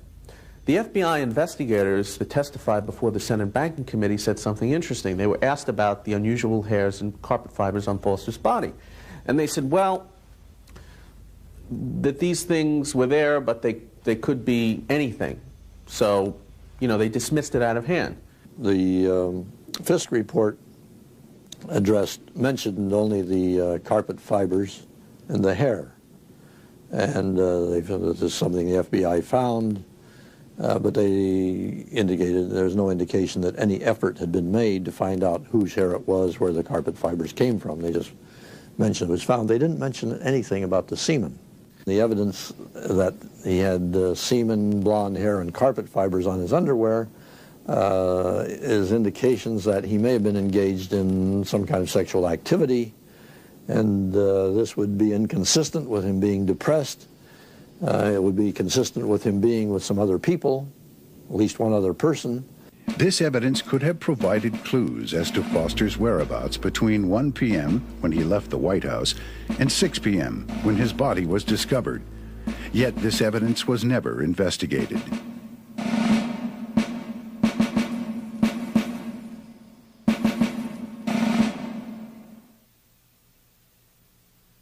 From the very beginning, a number of serious cover-ups have plagued the Foster investigation. One such controversy surrounds the location of the body. 2 Civil War-era cannons are on display in Fort Marcy Park. The first is on the southwest side of the park, while the second is on the north side near the rear. Several officials who were on the scene all specifically place Foster's body a little over 20 yards past the first cannon. However, the official police report, as well as the Fisk report, placed the body directly in front of the second cannon on the north side. They told the press and the public and in their official reports that the body was actually some distance from the parking lot, approximately 600 feet directly in front of an area known as the second cannon, a cannon deep in the rear of the park. One of the people I talked to, the paramedic that was first on the scene that night, drew me a map, and he told me how he and 2 other rescue personnel, a police officer and another emergency worker, ran from the parking lot up into the main clearing of this earthen fort, and that he went to the left in the main clearing of the fort, past what is known as the first cannon, and he said that the body was lying on that hill past the first cannon. The map sketched by Sergeant Gonzalez for Ruddy, showing the location of the body, coincides with a map sketched by medical examiner Dr. Donald Hout for Irvine. He drew me a map to show me precisely where the body was, and it was a map that showed, put the body some 50 feet or so away from the first cannon. Not in direct line with the cannon, but off to the left of the cannon. The map was quite precise, sketched out, but he said there was no doubt that which cannon it was. And because of the map he drew and because of his certainty about it, it seemed to me that this is fairly strong evidence that there has indeed been some kind of cover-up or deception going on about the location of the body. To verify the location, reporters asked to view photos of the crime scene and were informed there were none. This led to initial reports that no photos had been taken. Later, the park police reluctantly revealed that 35mm photos had indeed been taken, but had, quote, accidentally been underexposed. There should be no dispute as to where the body was in the park, because every investigation of this type, the most elemental thing you need, the police should do, is take crime scene photos. Photos of the whole crime scene, and photos that show the relationship of where the body was to other landmarks such as cannons or his car in the park. Well, the park police don't have those photos. I reported in March in the New York Post that they didn't have the photos. They have 13 Polaroids, but they're all close-up shots. This report that the park police claim they took these crime scene photos, but that they were underexposed and were totally useless. A 10-year-old child can take pictures with a 35mm camera, and a trained technician will automatically have that camera set properly, and they said that the film was all underexposed, which makes no sense. But they also took Polaroid shots, but they never took any shots of the entire scene. They just took close-up shots of his body, and that is against all procedure, training, regulations in photographing a crime scene. To head off growing criticism that the White House was engaged in a massive cover-up, ABC News released one of the surviving Polaroids in March of 1994. The plan to exonerate the White House, however, may have backfired, since the photo depicted foliage around the body, contradicting the official location near the second cannon, which is all dirt. One of the most important things that the police should try to find in a situation or death like this is the bullet. It allegedly went through Foster's head. Most forensic experts say that the bullet should fall somewhere in the vicinity of the body. It loses a lot of its momentum after it goes through the skull and the cranium. The Park Police originally told me that they didn't even do a metal detector sweep for the bullet, which is a standard thing that police are supposed to do because the bullet got, quote, lost in the woods, unquote. After the negative press came out about that, the police then said that they did a metal detector sweep and they have a report. Fisk's investigators go back up there with FBI agents, again using sophisticated metal detectors, in the vicinity of where the police say they searched, and they find 70 pieces of metal, 12 modern-day bullets, none being the bullet that was fired allegedly through Foster's head. What this means is that no one really went through with a metal detector in the area that the Park Police claimed that they searched very thoroughly. On page 56 of his report, Fisk writes, "It would have been enormously time-consuming, costly, and, in all likelihood, unproductive to have searched the entire park for the bullet." Fisk's use of the word unproductive is revealing. Could he have known ahead of time the bullet would not be found? After being notified about the discovery of Foster's body, the White House immediately demanded possession of key crime scene evidence, to the point of even threatening to break into the chief investigator's locker if necessary to get it. Against all standard procedures, the Park Police willingly obliged. Again, people are surprised at the White House, but I guess President Clinton wanted to give these things to Mrs. Foster, present them in a way, personal friends, and they were going to break my desk open to get that key, to get the evidence out of the locker, until I remembered that I had another key. And that didn't surprise or shock you at all that night? I wasn't happy about my desk being going to be broken and open, but it didn't surprise me that the White House sending somebody down there, and one way or another they were going to get that. That didn't surprise me. Whether they had to come and pick me up and bring me in there, or they're going to break my desk open, it didn't surprise me. They gave the crime scene evidence away within hours of Foster's death. He was found at 6 o'clock. He was officially identified at 8:30. And they admitted that within hours of the official identification, they returned Foster's White House beeper. That would have had critical information possibly stored in it. It also would have had possibly latent fingerprints on it that would have been very critical. Why was it so critical and urgent for the White House to get a $100 pager back that was part of a crime scene? Yeah, it's proper procedure. I called them up, they wanted to come down and get it, and I turned it over to them after I recorded the information that I needed to get from it. I had no further use for it because there was nothing to say this was anything other than a suicide. So it's your opinion then, when you gave up this pager, that it was really unimportant? Right. At that time, I didn't think of it. Honest, and why? Again, this was a suicide investigation. I think it would be safe to assume this was not proper procedure at a homicide. Now, I don't want to put you on the spot, Mr. Moore. I'm going to say, do you think that was proper procedure to turn in the pager without ascertaining if it was a Bravo or a Bravo Plus and had the ability to store messages even if it was found closed? Are you going to say that that was proper, that was normal? Would the FBI have done that under normal circumstances? Yes or no? No. If we had had jurisdiction on this case, yes, we would have taken that pager and reviewed it, sir. The next day, the White House demanded from the Park Police, and the Park Police acquiesced and gave away other critical crime scene evidence, the personal belongings and papers that were found on Foster's body and car. If I was going to select the least professional federal law enforcement agency in the United States to conduct a homicide investigation, it would be the Park Police.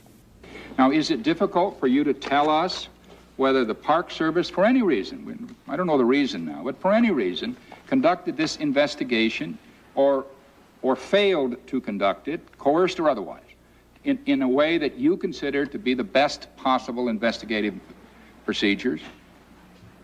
Obviously, we use the results of their investigation. No, wait a minute. I'm asking you a question. Yes, sir.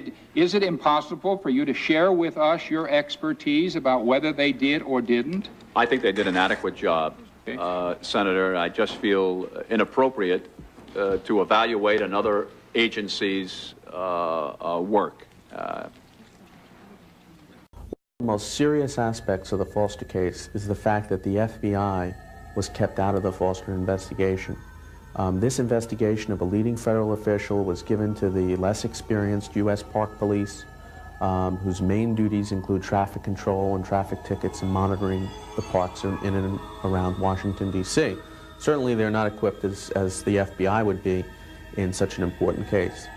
The man was one of President Clinton's closest confidants and lifetime friends, as well as the #2 legal counsel to the president in the White House. And to leave the investigation of a violent death to a Park Police agency instead of calling in the FBI immediately is unconscionable, and I've never heard it happening in my life. What the law says is a killing or assault on a high government official shall be investigated by the Federal Bureau of Investigation. So the FBI was required by law to investigate because Foster was a high government official. Just 24 hours before Foster's death, Bill Clinton made history by becoming the first president ever to fire the head of the FBI. William Sessions had agreed to resign once a replacement had been confirmed, a procedure which may have taken only a few weeks. But this was unacceptable to Clinton. William Sessions himself has charged in a written statement earlier this year that his firing the day before led to a, quote, compromised, unquote, investigation into the Foster death. It's a very, very serious allegation. William Romer, former head of the FBI's Organized Crime Strike Force, added that Reno and Clinton had undue influence over the FBI's involvement in the Foster investigation. Ironically, it was none other than Robert Fisk who suggested to Clinton that he fire Sessions and replace him with Louis Freeh. For the FBI not to have exerted its authority to go in there immediately and assume control of that investigation means that the new FBI director, a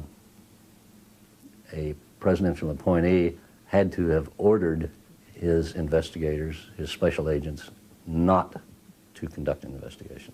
Given these legal justifications for the FBI to have been and should have been the lead investigative agency, why were the Park Police in charge of the investigation? The FBI was notified of this, they reviewed it, and they found no evidence of foul play, anything other than a suicide, and they left it to us.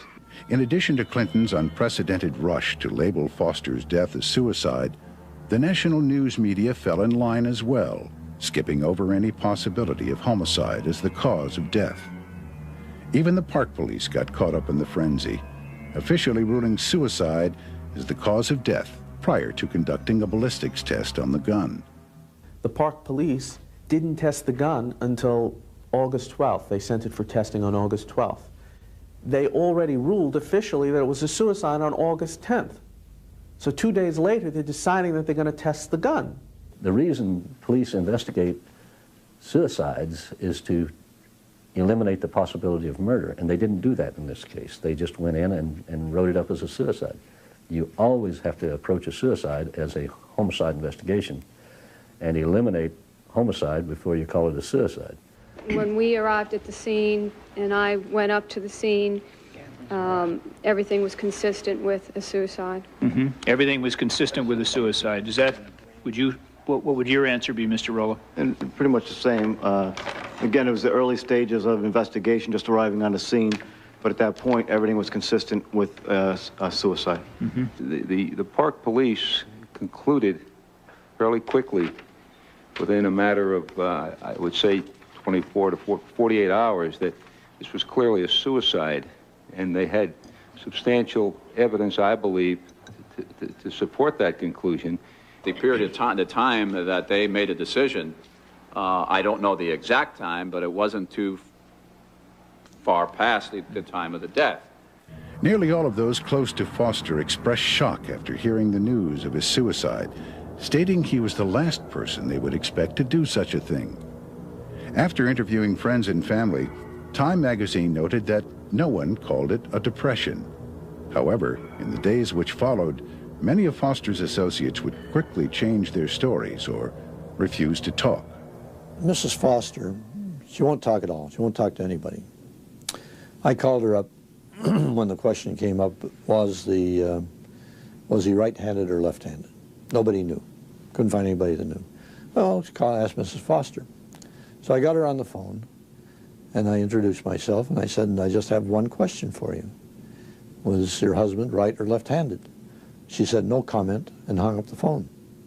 The Park Police officers involved at the crime scene and also involved in the subsequent investigation have all been ordered to keep their mouths shut, not talk about this case, or they will jeopardize their careers.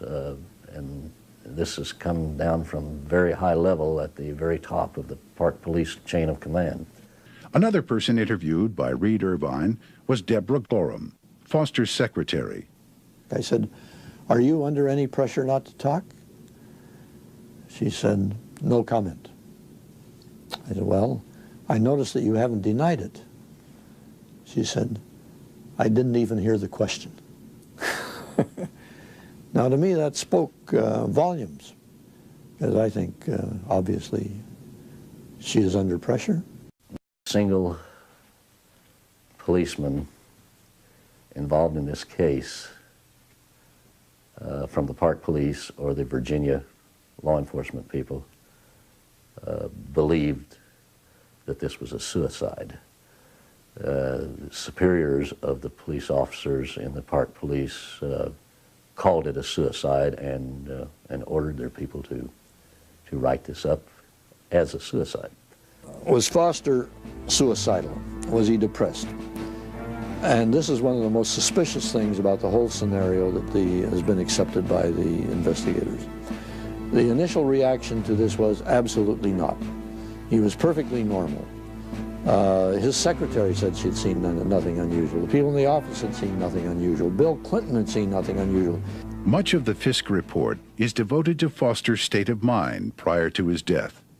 Among the evidence that Fisk cites as being indicative that Foster was suicidal was that he organized his desk at work. He paid some bills at his wife's request. He appeared stiff while standing in the kitchen, according to his wife, and he appeared distracted in a meeting, according to Bernard Nussbaum. This last statement is a reversal of an earlier statement made by Nussbaum, where he described Foster's behavior as upbeat. While none of these so-called pieces of evidence would indicate Foster was suicidal, he did receive a prescription for trazodone from his family doctor just before his death. The doctors I talked to said, well, in the amount, what he took one tablet. He said that's a sleeping tablet, nothing more. You know, maybe he was having trouble sleeping or something like that. Everybody that suddenly falls in line, he was depressed.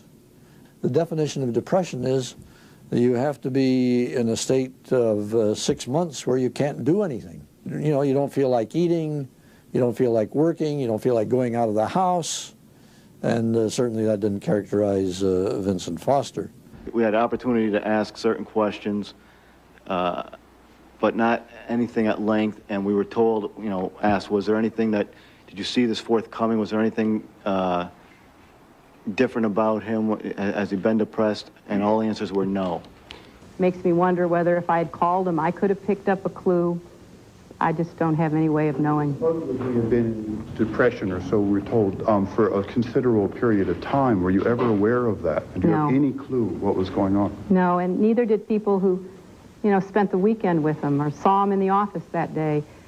Indeed, everything would indicate Foster was anything but suicidal on the morning of his death. he drove his son and daughter to work.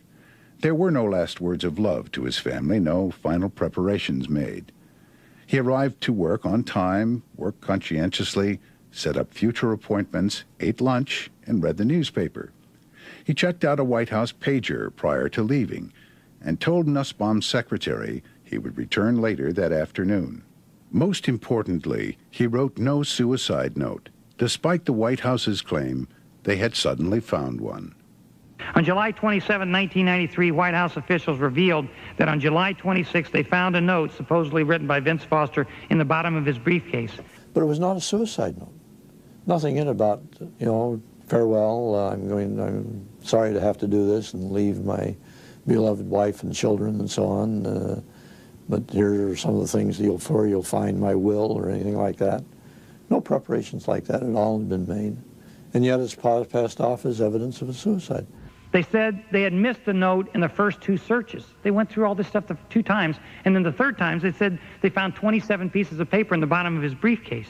How they could claim that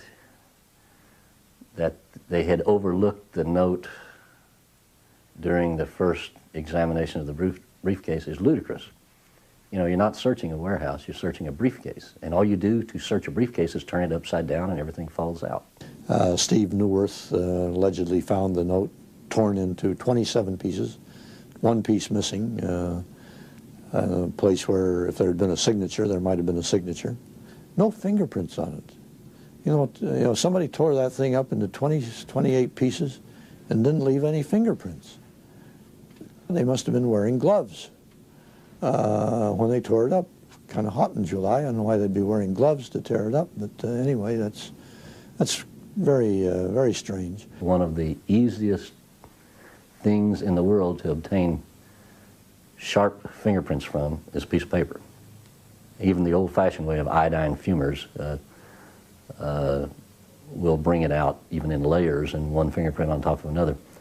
And I defy anyone to tear a piece of paper into 27 pieces without using gloves, without leaving their fingerprints on it, and yet they claim there were no fingerprints on this piece of paper that was torn into 27 pieces.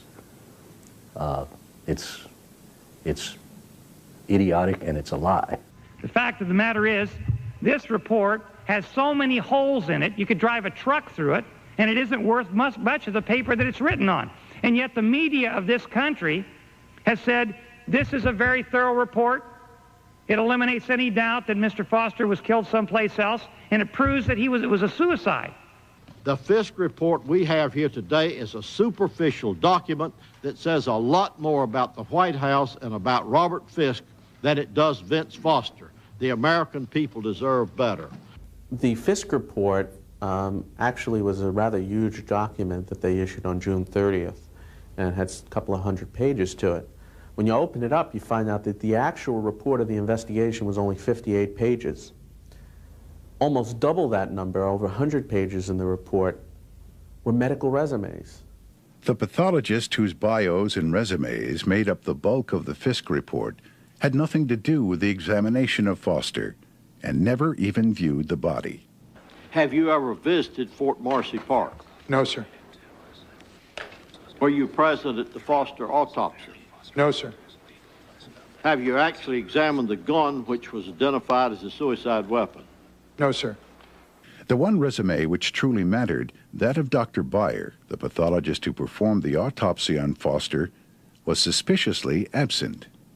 A possible reason could be because 2 of Beyer's recent suicide rulings were later changed when it was revealed he purposely or accidentally missed critical evidence which pointed to homicide. Why did Mr. Fisk's pathologists in the Vince Foster case base so much, if not all, of their findings in their report on the conclusions of a medical examiner who has been challenged not once but twice in the last 3 years for flawed autopsies and flawed reports? One of the pieces of evidence that would tell us whether that autopsy report is accurate or not are x-rays, because the exit wound was in Foster's head and the nature of the wound and the trajectory of the wound to see if he actually had likely fired the gun himself. The autopsy report says, yes, x-rays were made, it's checked off. The Park Police report quotes the medical examiner as saying that he reviewed the x-rays and there was no evidence of metal fragments left in Foster's head. It was quite surprising to read the Fisk report to learn that indeed the x-rays were never taken, according to the Fisk report, because the medical examiner said that the machine in the medical examiner's office was broken. Your autopsy report says you took x-rays of Mr. Foster, did you? No, sir. The Park Police said you told them an x-ray was taken and told them the results. How do you account for the contradiction? I have no explanation because I did not take an x-ray. Well, how did you tell the Park Police the results of an x-ray that you didn't take? I don't recall telling them that statement. Well, they do. Well, I have no explanation. This 76-year-old pathologist who has a history of calling murders suicides in the past has made some very inconsistent statements concerning whether Vince Foster's head was x-rayed. I found the technician who had put in the x-ray equipment who told me that this was new equipment that had been installed in June of 1993, and that the first service call they got on it was in October of 1993. Now, Vincent Foster was killed or committed suicide on July 20th, so it seemed that the equipment was in perfect working order from the time it was installed until October, when it was simply a minor adjustment that they wanted. So obviously the people out there had been lying about the equipment being broken. The equipment was not working, and I saw no need to take an x-ray. You saw no need to take an x-ray? No, sir. Subsequent inquiries to the manufacturers of that piece of x-ray equipment said it was working perfectly before that and was working perfectly after that, and it did not have to be replaced or repaired. So somebody's lying. Has Robert Fisk ever talked with you? No, sir. Robert Fisk has never talked to you? No, sir. If Robert Fisk had been serious in reinvestigating the circumstances surrounding the death of Vince Foster and the questions concerning x-rays and bullet fragments and pieces of the brain being missing and so forth, one of the first things he would have done, should have done, would have been to obtain a court order and exhume the body and have a re-examination, re-autopsy of the body. And that could still be done. And to me, the failure to do it is a major sign of cover-up. For some inexplicable reason, Fisk did not use his subpoena power on the Foster case.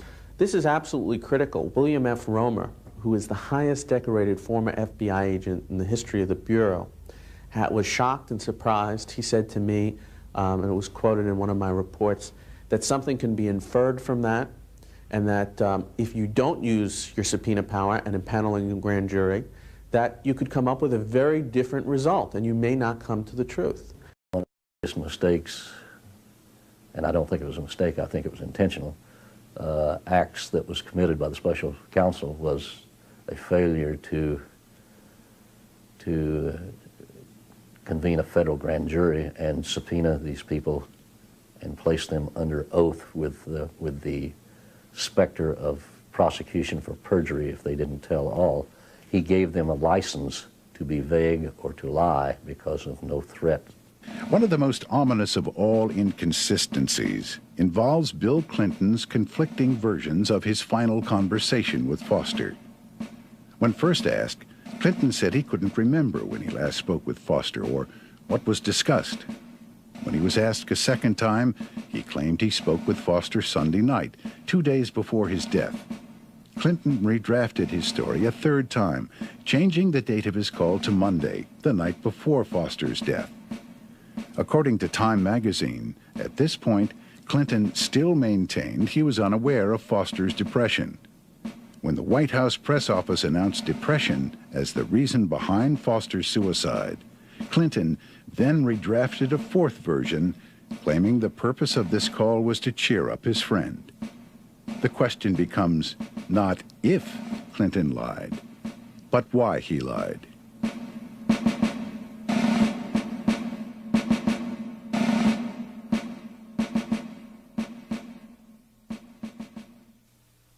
Within minutes of the verification of Foster's identity, the Park Police issued orders to seal Foster's office at the White House. David Watkins, Clinton's administrative assistant, assured the police he would take care of it. He lied. Instead of sealing Foster's office, you asked Watkins to do it. Now, it is my understanding you called Watkins the night of Foster's death and asked him to do this, and he said he would. As I said, before I left the notification scene, I asked for him to ensure that that was done. But he didn't. Immediately, high-ranking members of Bill and Hillary's staff began ransacking Foster's office, removing important and possibly incriminating documents. The people entering the office included Bernard Nussbaum, counsel to the president, Patsy Thomason, White House administration director, and former assistant to cocaine distributor Dan Lassiter, and Margaret Williams, Hillary Clinton's chief of staff. Why was the office not sealed until 11 a.m. the next morning? Did Bernie Nussbaum, Patsy Thomason, and Maggie Williams know about the order not to go in there because it was supposed to be sealed? And how did they learn in the first place about Vince Foster's death? Did somebody order Nussbaum, Thomason, and Williams to search Vince Foster's office, or did one of them make the decision to search the office? The first thing that any agency conducting an investigation of a man in that position should have done is seal his car, seal his office, and seal his home until a thorough search was made. People went in and ransacked his office, absconded with documents, which is a felony to interfere in the conduct of a federal investigation, even an incompetent one. And no one seems to care. The Park Police were not allowed access to those papers. The FBI was not allowed access to those papers. The Secret Service was not allowed access to those papers. Instead, 8 or 9 attorneys on the White House personnel went in ahead. And those people should be brought to task for it. And they should be subpoenaed, put under oath, and with the threat of prosecution of tampering with a crime scene, they should be forced to explain why they did it, who ordered them to do it, and what they did with the evidence. On April 22, 1994, Hillary Clinton stated she had no knowledge of the raid on Foster's office. Why did your chief of staff, Maggie Williams, why was she among those who removed the documents from his office within days of death? I don't think that she did remove any documents. At the Whitewater hearings, Margaret Williams stated under oath that Hillary had ordered her to bring files taken from Foster's office that night to her. Either Williams is guilty of perjury, or Hillary is guilty of obstruction of justice, as well as lying to the American people. On Mrs. Clinton's instructions, I believe, she took them to the private quarters, the Clinton's quarters at the White House, where they were kept for safety. And if it was done on Mrs. Clinton's orders, that could involve her in the obstruction of justice. Now, 2 days later, evidently they didn't get everything out of there they wanted, because on July 22nd, 1993, Mr. Nussbaum and other White House officials went into Mr. Foster's office a second time. The FBI agents and the Park Police were ordered to sit on chairs out in the hall while the White House staff went through these documents. And Mr. Nussbaum gave the FBI and the Park Police no indication of what he was taking. One FBI agent stood up to look in the room, and he was reprimanded and told to sit down. Again, I just want to, we didn't search. Again, we're told to sit down, and I'm not sure how many people were there, 8 to 11 maybe, White House personnel, who searched the office for reasons of national security, I guess, and decided what would be able for us to be looked at. And then that material was turned over to the family attorney. And after he had it for a day or so, then we were allowed to look at it. The raid on Foster's office was kept secret for 5 months until the Washington Times broke the story in December of 1993. The White House then announced that Whitewater files had been taken from Foster's office. The White House had intentionally directed the media's and the public's attention towards Whitewater, an area the Clintons felt they could handle.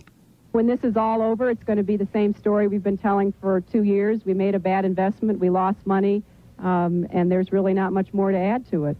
At the same time, the attention was diverted away from more serious secrets, which Foster's office may have held.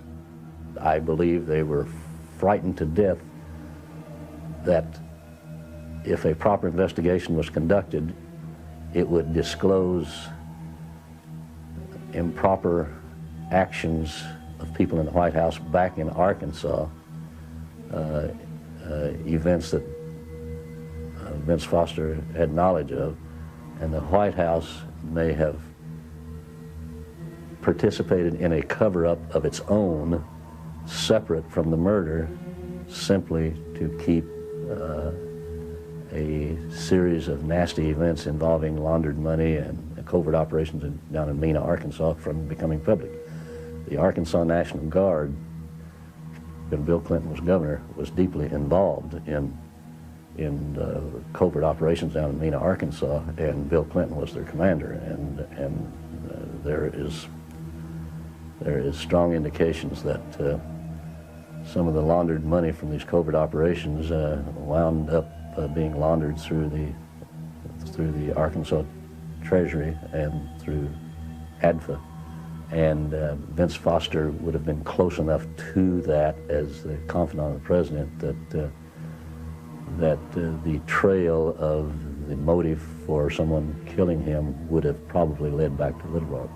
The raid on Foster's office and the ensuing Whitewater scandal led to calls for a special prosecutor to investigate. Robert Fisk was chosen, although his previous ties to Clinton were never made public. Robert Fisk Law Firm represented the company that sold the land to Bill Clinton's Whitewater Partnership.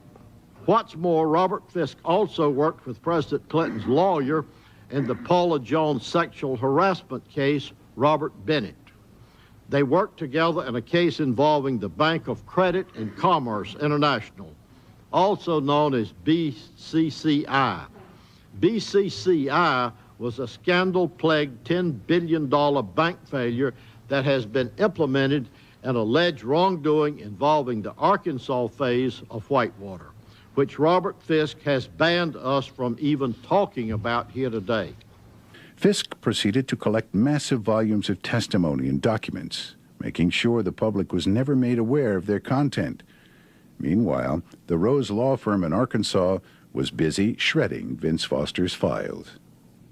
Jeremy Hedges, a part-time courier at the Rose Law Firm, told a grand jury that he was told to shred documents from the files of Vince Foster after Special Prosecutor Robert Fisk had announced he would look into Foster's death. That's impeding justice. Wouldn't Vince Foster's former colleagues at the firm want to cooperate in every way with an investigation into their friend's death? Wouldn't Bill and Hillary want to? Can you tell us what you know about stories about shredding of Whitewater documents down in Arkansas? Nothing. At the gubernatorial mansion? Oh, that didn't happen, and I know nothing about any other such stories. You know nothing about documents relating to Whitewater ever shredded anywhere that you know about or authorized or didn't authorize? Absolutely not. The American people's outrage over the escalating cover-ups resulted in Washington, D.C. being inundated with calls to hold congressional hearings. Every possible attempt to block or delay the hearings was made. Finally, they were allowed to go forward on the condition that no relevant information be presented to the American people. The gentleman is really out of order. He's outside of the scope of this inquiry. Well, Mr. Chairman, if we're going to get the truth of things, we have to be able to ask questions. I don't think I'm out of the scope. We're here to search for the truth, and Mr. Nussbaum has a job to do, and we've got a job to do, and quite frankly, that gavel's not allowing us to do our job. Well... So I would repeat my question, saying, is it possible that Mr. Foster had documents in this office regarding Madison Guaranteed Whitewater or Clinton's role in that? The chair has advised the witnesses that they do not have to respond to questions that are outside the scope of this hearing. The gentleman's question is, inasmuch as I have explained repeatedly, that this has to do with observing the integrity of the ongoing unfinished investigation of that portion of the Washington investigation of Mr. Fisk's tour. Mr. Chairman, you heard before where Mr. Nussbaum says, I've got a job to do, and I said, I've got a job to do. My job is to the American taxpayers. Well, yes. I mean, There were But, 60 million, if I may be permitted, there were $60 million that were lost in Madison Well, the Guarantee, gentleman's time has expired. Mr. Chairman, and the that's not gentleman being is fair. not unique in being the only one that's charged with discharging his duty. Every one of us Chairman, is. that's not fair. That's a Well, heavy the gavel, gentleman and is out of it's not order. allowing us to do our His job. time has expired. He's out of order, and the chair must proceed. These hearings begin with the investigation of Vincent Foster's suicide, and that should turn the stomach of any caring American. Somehow, here is the United States Senate giving credence to the most insulting, degrading, lurid, and lunatic theories that people could invent. The Park Police, the FBI, the medical examiners, the independent counsel, they're all professionals, and they did their job and concluded that Vince Foster did indeed commit suicide. It's sad and tragic, but we should let his family celebrate his many accomplishments and not dwell on the circumstances of his death. And I agree with Senator Dodd that it does indeed border on the macabre. I hope we can all agree that there's no place in this hearing room for lurid speculation about the tragic circumstances surrounding the suicide of Vincent Foster. The independent counsel has spoken on this issue. The Justice Department and the Park Police have concurred. The exploitation of Vincent Foster's death by those who want to hurt this presidency is one of the saddest chapters in our recent political history. There is absolutely no credible evidence to contradict the Fisk report's conclusion that Vincent Foster took his own life and that it happened at Fort Marcy Park. Despite the intentional omission and cover-up of evidence supporting homicide, the Fisk report was unanimously praised by not only the national media, but by the White House, the Department of Justice, and nearly all members of Congress. It appears now the level of corruption in the federal government has reached unprecedented heights. I would think that the American public would become a little incensed at a tendency of the national media to assist in cover-ups of this type of thing instead of just accepting them at face value. The national media has made extraordinary efforts to downplay this investigation of Vince Foster and to accept this ludicrous Fisk report. And I'd like to say to any media that might be paying attention, why aren't you asking these questions instead of just taking this thing at face value? The national media is so controlled in the United States. They are wimps who go along with the power structure of the country and assist in cover-ups by acts of omission and failing to do their duty. And when they accepted the Fisk report at face value, when it's so blatantly inconsistent with the facts. On the same day as the release of the Fisk report, Bill Clinton signed into law the reauthorization of the Independent Counsel Act in hopes of retaining the services of Robert Fisk. In signing it, he referred to the act as a foundation stone for the trust between the government and our citizens. Clinton's plan, however, may have backfired. Robert Fisk was fired August 5, 1994, and replaced by Kenneth Starr. In the historic November 1994 elections, the American people, weary of the cover-ups, voted the Republicans into office in Washington, hoping to see justice prevail.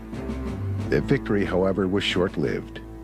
Republican Senator D'Amato from New York, who had promised that full, unrestricted hearings would begin within the first 100 days of the new Congress, went back on his promise. The American public has a clear and pressing right to know how Foster died and the circumstances of the death and the possible motivation for either a suicide or potentially a homicide. If it was a close friend of mine, I would have every rock turned over in Washington, D.C. to get the truth out. Bill Clinton just shrugged his shoulders and said, well, we regret that it happened and we won't know why he killed himself. Well, why don't they look? There is really no way to know why these things happen. And it is very important that his life not be judged simply by how it ended. I don't think there is anything more to know. I don't think there is anything else. It doesn't make any sense to me. I hope it doesn't make any sense to my colleagues. You know, Lincoln said, let the people know the facts and the country will be saved. How about a few facts on this? But when the heat of controversy swarms around you, the inner conviction that you did the right thing will be the best salve and the best sleeping medicine.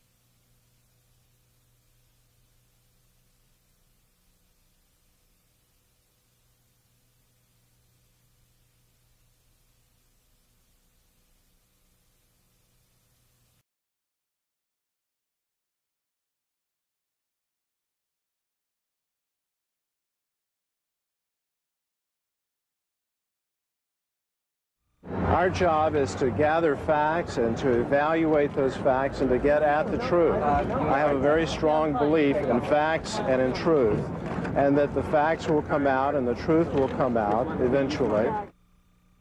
People that have been drawn into questioning the Foster case because of what's been published by Christopher Ruddy or the Washington Post, the Washington Times, may not be looking at the best evidence. The best evidence hasn't been reported. And people like Patrick Knowlton, his story hasn't been told. On July 20th, 1993, I stopped into Fort Marcy Park at 4:30 p.m. in the afternoon. As soon as I pulled up into the lot, and it's a driveway, I think it's about 0.2 of a mile long. The first thing I saw when I pulled up was this rust brown, square-backed vehicle with an Arkansas license plate. Patrick was on his way home from working a construction job in suburban Maryland, backed up in traffic, and he had to urinate. So he pulled into Fort Marcy Park to do that, and it was 4:30 p.m. That's Tuesday, July 20th. And he didn't know it, of course, at the time, but Vince Foster was dead at the time that Patrick pulled into the park. Patrick is a witness that could open up a very large can of worms. There are a lot of people who would just as soon see him no longer exist. As I got up into where the actual level of the parking area was, I looked to my right, and there was a car parked there, a blue car. It was backed in. Because of the way the leaves were hitting the windshield, I couldn't tell if anybody was in either car at first. I just pulled up and I pulled in to the right-hand side of this brown car. And as I put my car in park, I looked to the right, and the passenger window of this car that was backed in just came down, and there was this Hispanic or Middle Eastern, I wasn't really sure of his nationality, but there was this man, he just gave me this look. Pat got out of his car and started to walk into the Fort Marcy Park to find the first large tree. And as he did, he heard the guy this guy who was parked open his car door. So Pat was a little bit nervous, and so he looked at this sign bordering Fort Marcy Park. And then I just looked over my shoulder to the right, and I saw this guy. He just was leaning on his car and just staring at my head. Nothing else, is staring directly at my face. So I walked up this very wide path, and I went to the left. Now, I didn't know that Vince Foster's body was to the right at the time. As he was on his way back, he heard the car door close, this man's car door. So he didn't know whether or not maybe the guy could be coming after him or if he'd gotten back in his car. So I became very cautious, and as I approached the landing where you can see into the parking lot, I saw the brown Honda, my car, and I saw the blue car, and I didn't see this guy anywhere. So I thought, well, geez, maybe he's crouched down between the cars, or because he acted so strange, I was just suspicious of the guy. So I walked right towards the door, the driver's side of the brown Honda, using that as like a buffer, because I figured, it's just a little shield. And he just happened to remember that the car was brown, and that it was an older brown Arkansas car. So as it turned out, that was pretty significant, because Mr. Foster's car was a silver car. And as I cautiously walked around the back of the car, I looked and I saw that there was nobody crouched there, so I just had my keys in my hand. I just unlocked my door, got in the car, closed the door, and locked my door with my elbow, and I look over, and down comes the window again, and this guy just looks out at me, so I just start my car, and I back out, and I leave. Patrick's account of what happened to him at the park is very important, because we know from the forensic evidence that Vincent Foster was dead by 4:30 when Patrick pulled into Fort Marcy Park. There were only 2 cars in the lot, neither of which belonged to Vincent Foster. So that's pretty important information. It just shoots the suicide in the park theory completely to shreds. Patrick Knowlton is a crucial and pivotal witness in this case, and he was important to the authorities because at the very beginning, he did not see Mr. Foster's car at the park, and it was important for them to establish that he did. This is CNN's Prime News. The top stories this hour. In an apparent suicide, White House lawyer Vince Foster was found dead last night. President Clinton... So I turn the TV on and I kick back, and 11 o'clock news comes on. The first thing on the news is, you know, yesterday Vince Foster's body was found in Fort Marcy Park, and his body was discovered at 6 o'clock, and I was like, wow, I was there at 4:30 and his car was there. I saw this guy's car, this White, this is what I'm thinking to myself, this White House guy. So Patrick called the U.S. Park Police and reported what he had seen. And that was it. I mean, nobody came to see him, and he just reported what he had seen over the telephone. And then it was in April of 1994, so this is 9 months after Mr. Foster's death, that Patrick was contacted and interviewed by 2 FBI agents, Larry Monroe and William Columbell. And towards the last 45 minutes of the interview, he pulled out, opened his desk, and he pulled out some photographs, and I could tell they were Polaroids, and they were upside down, and he was sort of shuffling them as he talked to me. And I kept looking down to see what he was shuffling. And he said, no, I want to talk about this car again. And what they tried to do was they tried to get Patrick to admit that the car that he saw in the park could have been Mr. Foster's newer 1989 silver gray Honda. And it wasn't. It was, you know, the car that Patrick saw was a brown car. And then he starts flipping them all over, and he's saying to me, are you sure? Are you positive this is not the car you saw, the Arkansas license plate? Couldn't this have been the car? This could have been the car. Couldn't it have been? He kept using all that terminology. He wanted me to say, well, it could have been. But I kept saying, no, that wasn't the car with the Arkansas license plates. The car with the Arkansas license plate was older and brown and looked nothing like this car. And I said, is that Mr. Foster's car? And he goes, well, I don't know, Mr. Knowlton. Didn't you see Mr. Foster's car? And I said, yeah. And he goes, well, what did Mr. Foster's car look like? And I said, it was a brown, older car. And that's when I made the statement. It didn't look like a car an attorney would drive from, you know, in my vision. A lot of people, I think, could have been frightened away, or would have just rolled over and said, yes, that may have been the car I saw. And that's all the FBI wanted them to say, was that it might have been, it could have been a gray Honda, 1989. And most people might have just gone on with their lives, and the FBI would have been happy and satisfied that Foster's car was there at 4:30. But that didn't happen. And finally I just said, you know, I'm not going to change my story. This is what I saw. This is not the car I saw, and, you know, that's all I can say about it. And then 18 months after that, so now we're talking 27 months after the death, in October of 1995, Patrick was contacted and interviewed by Ambrose Evans Pritchard. And I started telling him the story, and I was into about 5 minutes of it, and he interrupted me and said, are you telling me the truth? Ambrose was, at the time, the Washington, D.C. bureau chief for the London Sunday Telegraph. And I said, well, yeah, I'm telling you the truth. He says, well, have you ever read your statements that when you gave them to the FBI? And I said, no. When the FBI interviews you, it's just an interview report. It's not like a witness statement. The witness doesn't get to see it or initial it or sign it or anything like that. I sat down in a chair in his office, and he handed me some papers that said FBI on top, and I started reading it. And I realized that I'm reading my stuff, my statements that are now typed up. I knew they were handwritten notes. Now it's typed up, and I'm reading it, and I'm saying, well, I didn't say that, and that's not true, and I'm saying this stuff out loud. And an article appeared in the London Telegraph on Sunday the 22nd of October 1995, saying that Patrick was stunned when he saw these FBI interview reports, and that they contained outright lies. But on the 21st, Ambrose called me on the phone and said, you know, I'm doing an article for the newspaper, and I'm afraid it might jeopardize your life, possibly. Now that article appeared in U.S. newsstands on Tuesday, October 24th, 1995. So this article comes out, and then, of course, on Tuesday, we get on the newsstand and pay the $6.95 for the Sunday Telegraph and open it up, and there is my name in print, which is the first time I've ever seen anything like it, and this story about how I said the FBI lied, how Ken Starr never called me before his grand jury, or Ken Starr never interviewed me, and the picture of the guy that I saw in the park. Ambrose said, could this be the murder? There's a picture of Hillary and Vince Foster and my name, and I'm just like, it was sort of surreal, and I was like, why would the guy write a story like this? But as I read the story, it was all true.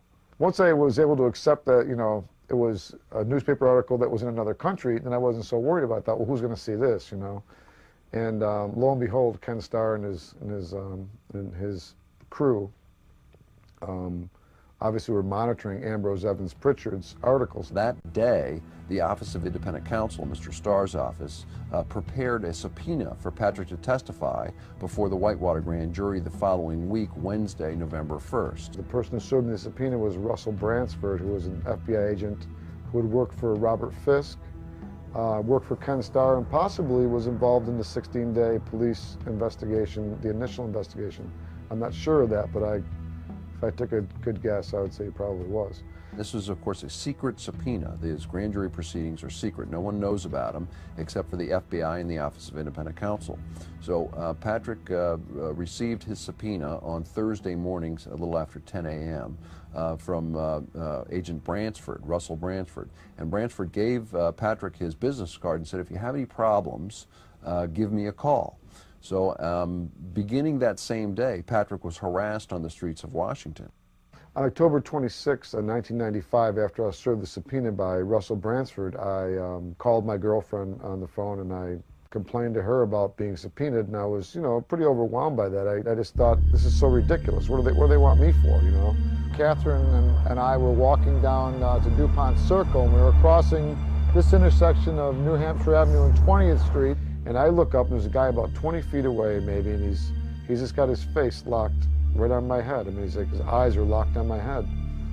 And I look up and I look back down, and we get closer. I look up, he's still staring right at me. This is very blank, cold-looking stare. Not blinking his eyes or not squinting, just like staring. And as he walks past us, he turns his head and continues to stare at me. And I look, while I'm watching him, he just keeps walking and staring at me. So we like stop in the middle of the block. And we looked back, and the guy was standing on the corner. He still looked back, still looking back at me, and he raised his wrist and he talked into his shirt sleeve. So we turn, we start walking down the sidewalk, and as soon as we start walking, there's a guy walking directly toward me. Now he's doing the same thing. Expressionless but cold kind of look, just staring right at my head. At about this point here, the man cut to my left, he walked by me. We stopped to get in the road, the sidewalk, and we turned back to look, and this guy crossed over the street, and the other guy, the first guy we ran into, was at the first corner waiting for the light to change, is what we thought. They both been on that corner. They exchanged some words, and then they walked on. Now, DuPont Circle, and I don't know if I should be saying this or not, because I don't want to make any kind of disparaging remarks, but it's a gay community of Washington. And I said to Catherine, geez, I must look pretty good tonight. And that was just a little joke that, you know, these guys are staring at me. Maybe I do look good tonight. So we sort of laugh, and as we turn again to start walking, a guy comes. I don't even know where this guy, actually, I don't even know where this guy, if he was standing behind a pole or what he was standing behind a pillar.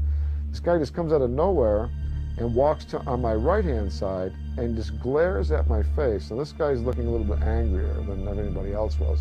He walked onto my right-hand side and brushed my shoulder as he walked by. And again, this gentleman had his lock-eyed stare on me.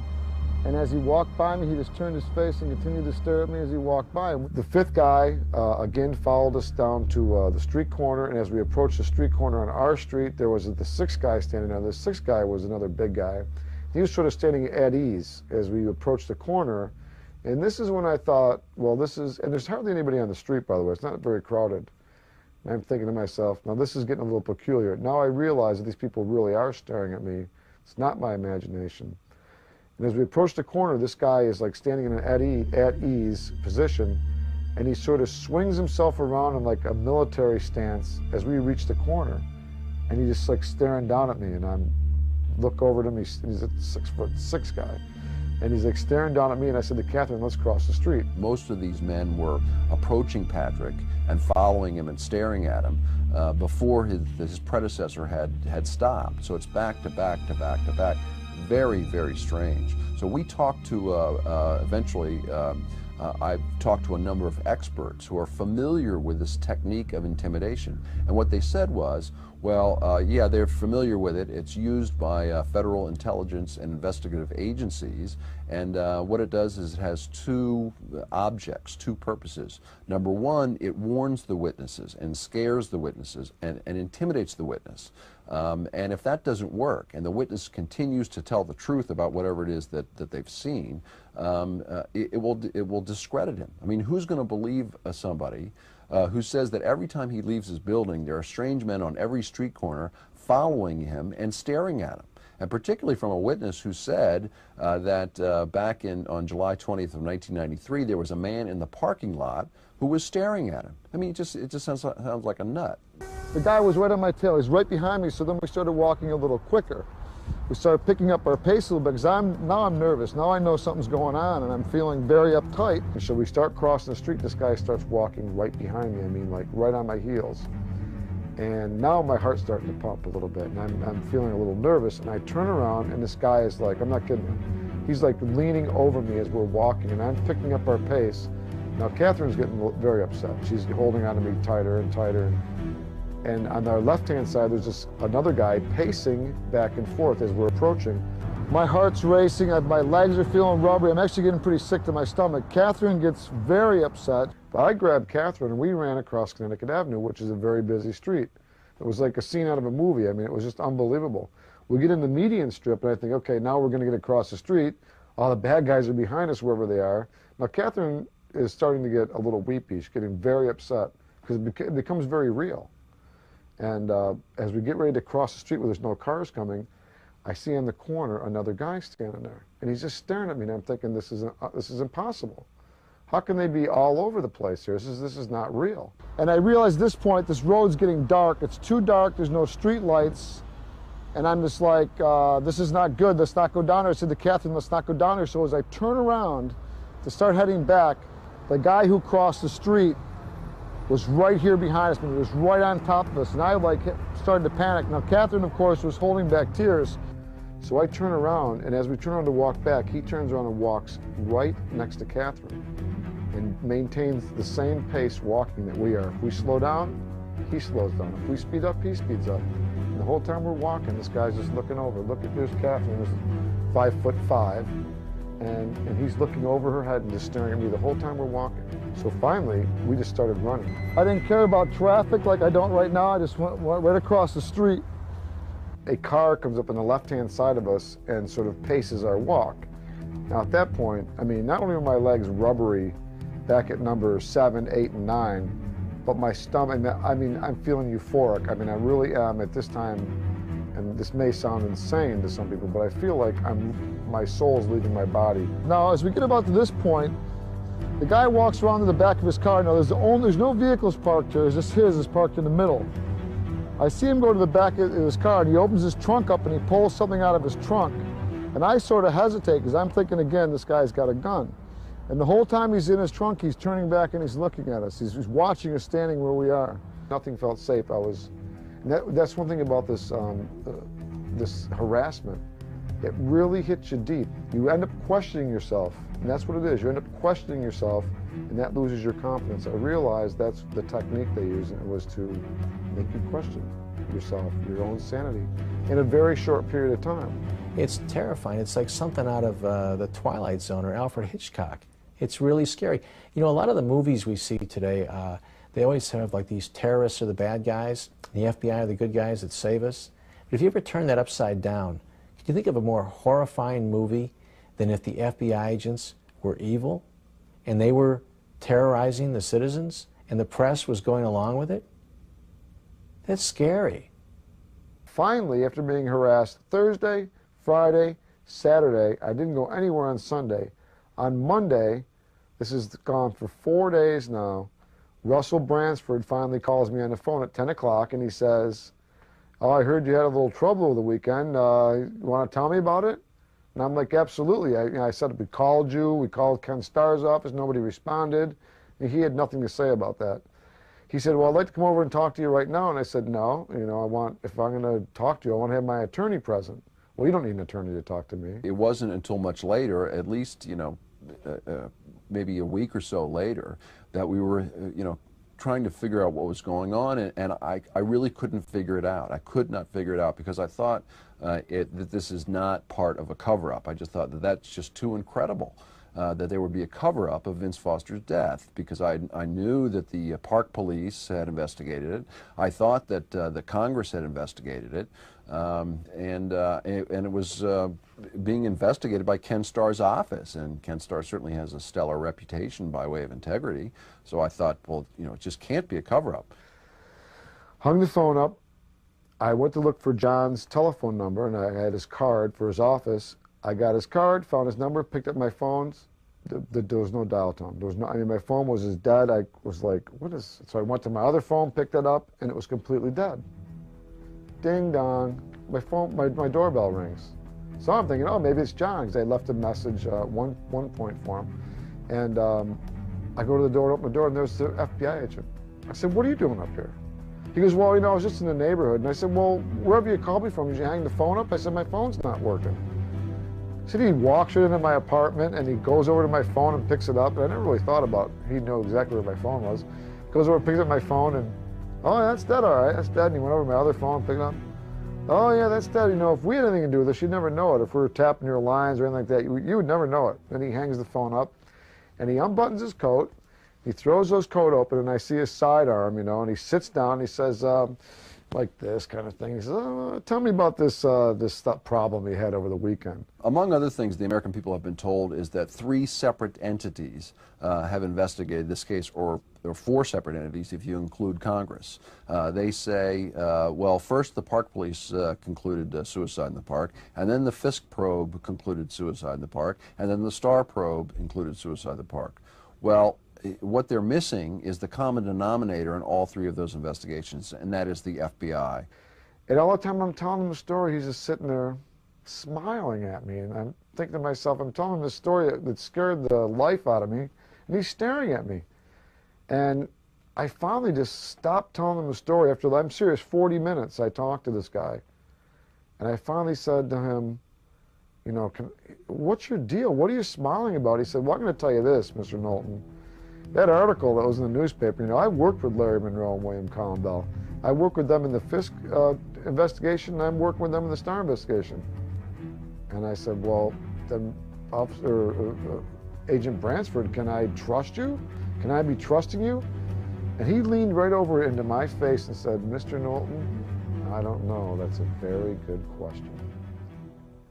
As to why it is that the press won't cover it, I don't know. I really don't understand it. In fact, I didn't believe that they wouldn't cover it. I thought that eventually they would if I just gave them enough evidence of what it was that was going on. But then it finally sort of dawned on me, and I sort of learned the hard way, that they're not going to cover it no matter what it is that we give to them. And when I learned that was on October 10th, of 1997. That was when Ken Starr's report was released. And it was released with 20 pages, which I authored, which the 3-judge panel ordered Mr. Starr to attach over his objection to his own report. Now, in that 20 pages, it's an 11-page letter and then excerpts from 25 federal government records proving 5 separate points of a cover-up.